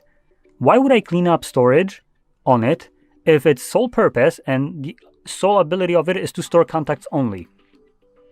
Is there a reason here? Because I sure shit don't see one, other than the hidden one, which is to basically remove the backup from your physical card, which you can take out and put into any device, and then pester you about importing contacts to the cloud, because God forbid you wouldn't have a backup, because, you know, we tried to delete your backup that you had. Like, know your place, trash. I'm gonna select keep, obviously. So from here, we're gonna navigate to contacts, and you should see in here all the contacts that you have imported. Additionally, you can also click right here where it says all contacts and choose to display contacts from just a single area. So for instance, I'm gonna be displaying them from the device. Now, Xiaomi, or Google in this case, is pretty freaking annoying about giving you this little cloud icon because you didn't import them to the cloud. We don't have info. Oh no, I cry. Anyway, so in here, also the benefit of importing your contacts to, well, anywhere, is the fact that you can now click on them and we can edit it. Select the device one, and you can see when we have imported contact, it allows us to add a lot of information, which I mentioned before when importing contacts to the cloud. Now here we can add things like photos for the contact, little icon, the circle next to the name that you have, along with this being for the calling. So when someone is calling you, you get the full screen kind of image. This is an area where you can select a specific image to be displayed. Next we have first name, last name, middle name too, company, phone number, which you can add multiple. You can add labels, like for instance being a mobile, work, home, fax, pager, okay, well, we're moving back in time here, and so on. And you can have like shitload of contacts here as well, for a single contact, by the way. We can also add labels, notes, email addresses, birthday addresses, and other.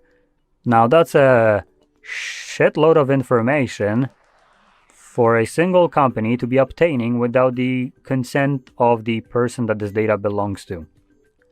So that's why I recommend importing them to the device. And if you want to, when you edit these contacts and add all this information, you can actually create what's called, I believe, a VCF file, which is basically a backup of your contacts list that you can move over as a physical file or keep it on your device for safekeeping. That you can move over to other devices and restore it easily to that new device, which will restore all that information that you've added to each one of these contacts. And it's a single file for all of your contacts. Super convenient. And basically removes the need for you to rely on cloud. So anyway, with that being said, hopefully you found this very helpful. And if you did, don't forget to hit like, subscribe, and thanks for watching. Welcome. In front of me is a POCO F8 Pro. And today I will show you how you can hard reset this device through settings.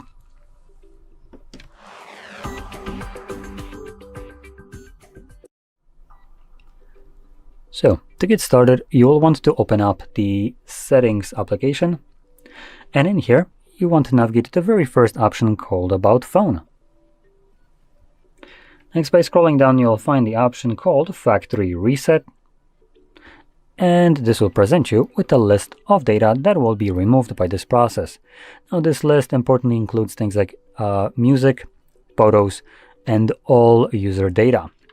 And if you have anything like that that you like to back up, or maintain more like, you can back it up. And you do have two options to back up your device. One will be when you select Erase All Data. Now, I get the pop-up right away, but if you have a screen lock, you will need to first put in your screen lock and then you will get the pop-up. And as you can see, it gets us this info: backup items first. All backups stored on this device will be deleted. Permanently backup important items to your computer and Xiaomi Cloud before performing a factory reset. Now, I want to point out this says and, not or, which would be freaking nice for you to choose if your data could maybe not be stored on someone else's computer. Because cloud, like Xiaomi Cloud, basically means that Xiaomi stores it on their own drives, and technically that means that they own your data. Does that sound like a good way to back up your data? Because I kind of don't think so. So in general, I will always recommend to grab something like a cable, connect it to your computer, and then plug it to your device, and just manually drag over every file that you want to keep from the phone to your desktop, and boom, you go.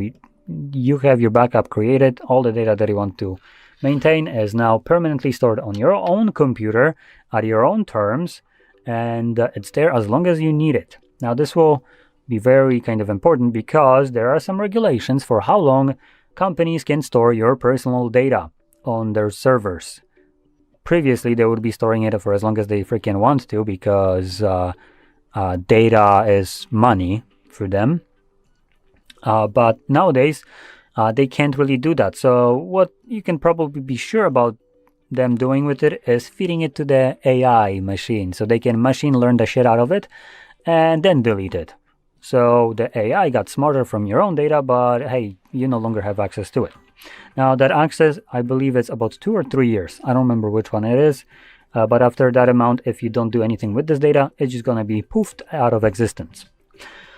So by creating a backup to your own computer, you, number one, remove the possibility of your data being used to train any kind of AI bullshit that later on company will want you to pay for, even though it was technically trained on your own data. Not anyway. That's number one. Number two, it's being definitely more safe, being stored on your computer. You, number three, don't have the restrictions to when you can restore it, as when you restore, or when you're creating a backup to Xiaomi Cloud, only a Xiaomi device can restore this backup. Therefore, any other brand doesn't have access to it, making it kind of useless backup. So doing this on your computer, you don't have this kind of problem. And lastly, the data will be stored on your computer as long as you want to keep it there. 3 years later, no magical force will come in and delete it from your computer. It's only going to be you. So that's what I recommend doing. Anyway, I don't have anything on this phone that I want to back up, so I'm just going to jump here to selecting factory reset. And I do want to point out right here we have a info that this data will be deleted. Then it tells us that the data will be deleted, so back it up. Then we get another pop-up. This one is a little bit less important, but it's the eSIM. If you use an eSIM, you might probably want to clear it. If you don't, you can still clear it, doesn't really matter. Now, if you're resetting this device and going to continue using it while you also were using eSIM, you maybe are interested in the keep option instead. But majority of you will want to select clear. And we get, oh, there we go, 10 seconds of timer to let us know for the third time that all data will be removed. Are we sure? Yes. Oh, and now we have a fourth time that it tells us that the data will be removed and this cannot be undone. Well, great, Xiaomi. I love that you consider all your user base to be room temperature IQ and give them a 20-second timer before they can begin the process. So inadvertently, you wasted 20 seconds of everyone's life that we can never get back. Thanks. So once the actual reset begins, after those wasted 20 seconds. This will take about 1-2 minutes max to finish up, and once it's completed, we will be presented with the Android setup screen. So I'll be back once that is visible for me.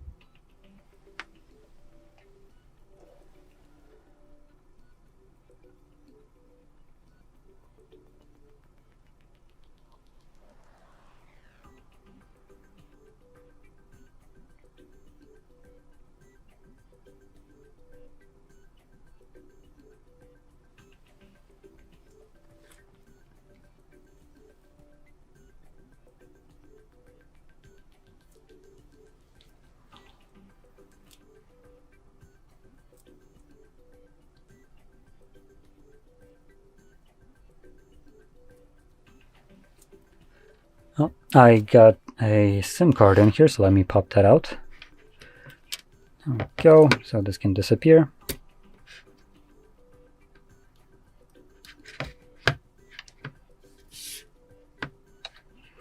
And there we go. The reset is now finished, and you can set up your device however you like. So if you found this very helpful, don't forget to hit like, subscribe, and thanks for watching. Welcome. In front of me is a POCO F8 Pro, and today I'll show you how you can enable power saving mode on this device.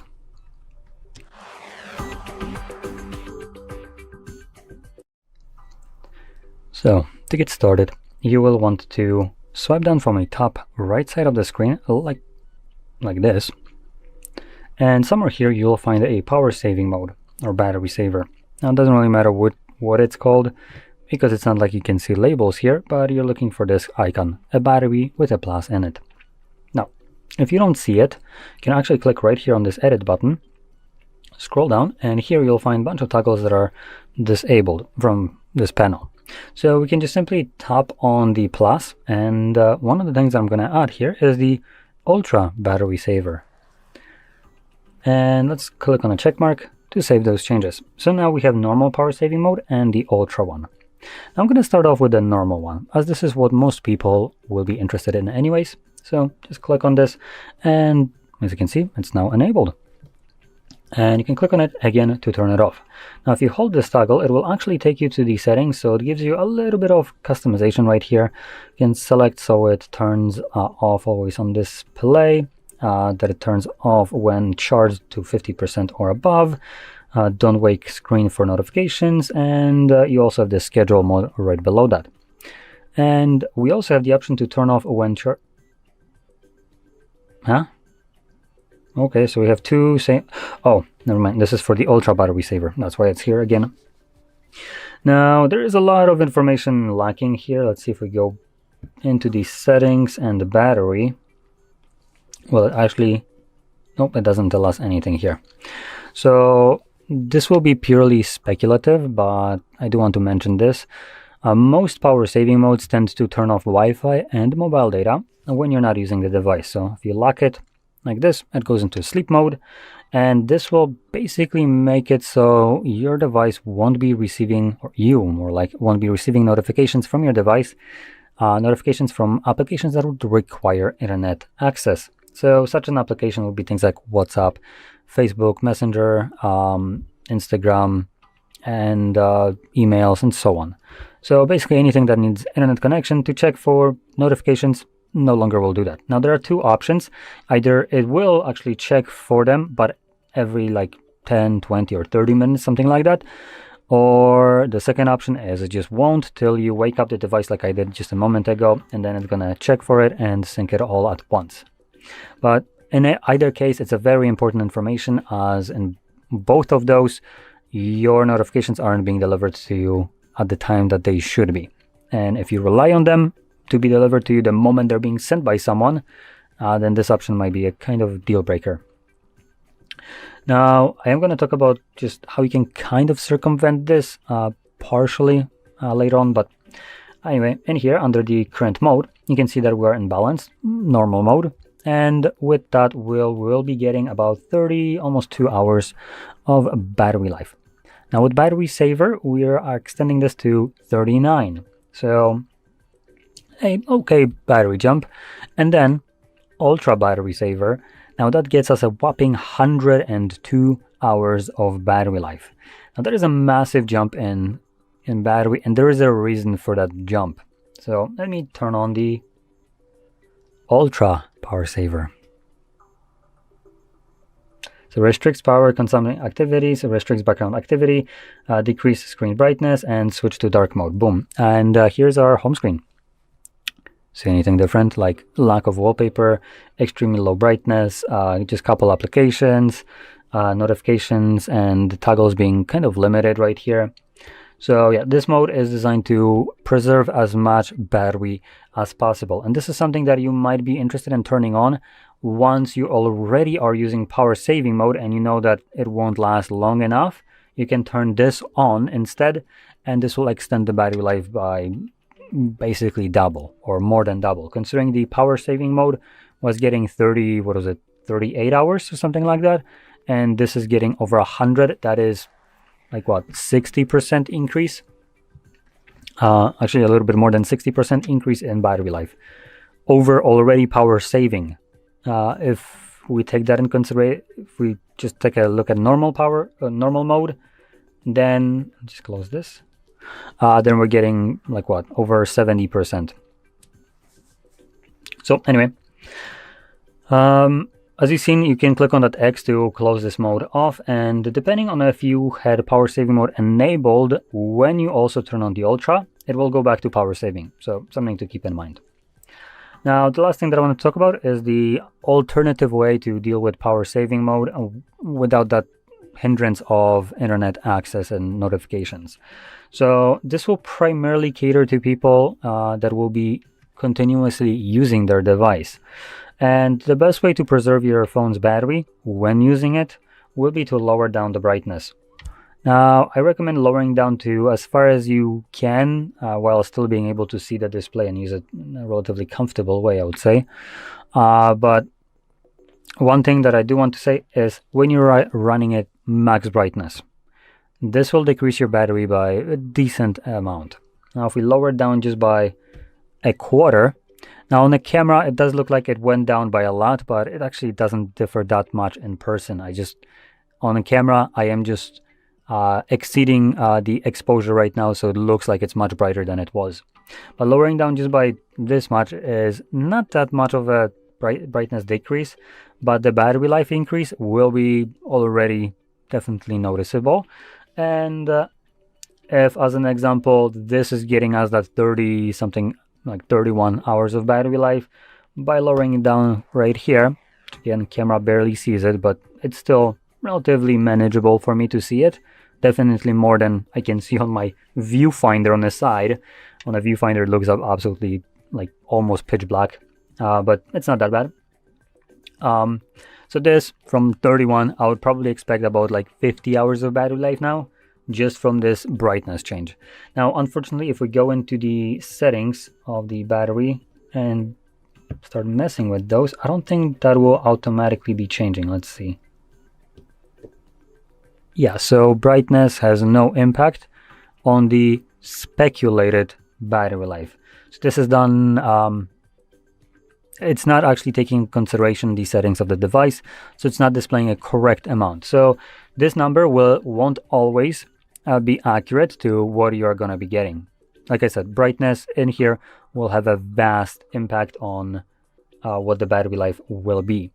And you can actually see this represented partially somewhere in here, I believe. Or not. So it shows us the things like CPU, foreground. Okay, so this doesn't really tell us anything here. So yeah, we don't actually have info about the display itself right here. It just tells us how much battery applications have used. Or more like how much of the missing battery was taken by what resources. So at the moment, 65% of the 4% of battery was taken by the POCO launcher, which is actually quite a significant amount of battery. But it is open primarily when I'm recording, so maybe that's why. Now, unfortunately, like I said, no way to know how much screen is taking and how much brightness and changing the brightness would impact it. But it will be a definitive impact on the battery. So anyway, with that being said, hopefully you found this very helpful, and if you did, don't forget to hit like, subscribe, and thanks for watching. Welcome. In front of me is a POCO F8 Pro, and today I'll show you how you can record a screen on this device.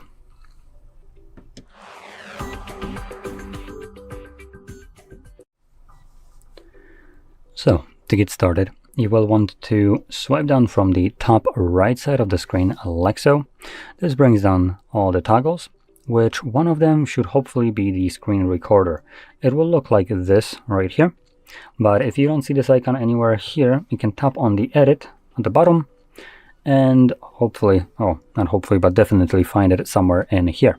When you see the screen recorder here, you can just click on the plus and you can see it would get added. Click on the check mark and you see it's now added.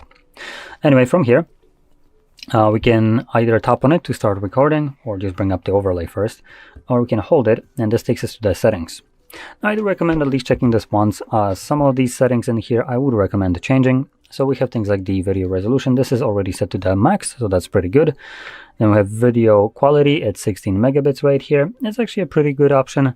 You can increase it to maybe 24. I don't recommend going anything above that. It would just be kind of diminishing returns, and it would be taking more space, as in storage, on your device per minute of recording, or even per second, as this is literally how much it's going to be taking, 16 megabytes per single second. So the higher it is, obviously the more storage it will require. Now, I don't also recommend changing it to the lowest one, as this will introduce artifacting. So sometimes you probably already encountered this, maybe watching like movies or things, let's just say online. You've probably seen this kind of effect where you have an image and it just starts to have these like square areas, which are just different shade of color, just look a little bit weird. That's kind of what low bitrate here would imply. So you want to find one that basically gives you the nice quality while still having the lowest amount of space taken. And just to add this here, the best way you can see this is in motion. So when you're scrolling from side to side or have any kind of game running, this will be visible very clearly when the image is moving.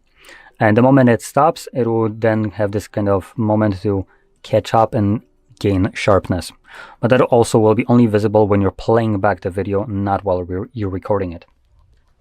Anyway, next we have orientation. You can select whichever one you want.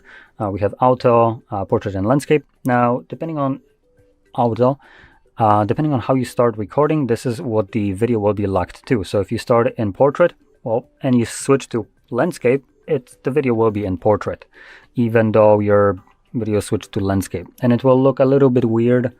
I'm actually going to showcase this while recording, just so you can see what I mean. And lastly, or actually not lastly, but second last option is the sound. We have system, microphone, none, or both. Select whichever one you want. And the last and most important one is the frame rate. Now we do have the option to select up to 90 frames per second. I don't recommend changing it to that. 60 will be the best option right here. It's what literally like every platform uses, things like Netflix, YouTube, and so on. So if you're planning to use that, for instance, for YouTube, whatever you're recording, then recording above 60 is counterproductive. It's not like you're going to be able to showcase this in a video. So 60 is basically the sweet spot. Anyway, let's close this up, find this toggle once more, and simply tap on it. And you can see it brings up this overlay right here. Now this overlay won't be visible in the recording. It's only visible on your screen right now, but when you're playing it back, this is not visible. Now we have the record button, folder, which takes us to the screen recordings, settings, which we already accessed, and the close option. So let's start recording. Now, there's also one more thing that I want to showcase here, which is going to be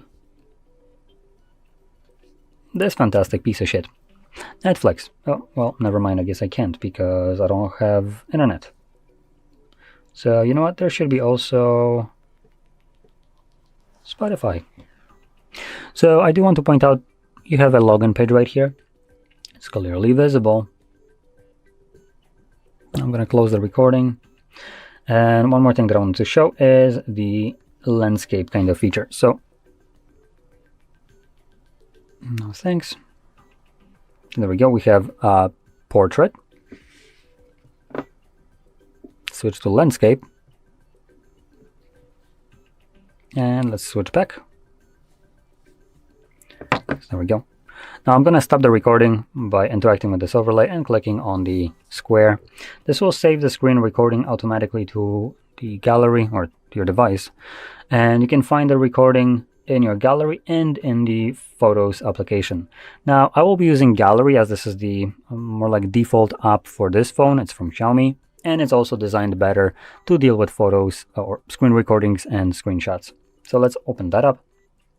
And you can see your screen recordings will appear in the Photos tab right here. So it's going to be mixed up with all the photos, videos, screenshots, screen recordings, downloaded images, memes, and anything else that you have on your device.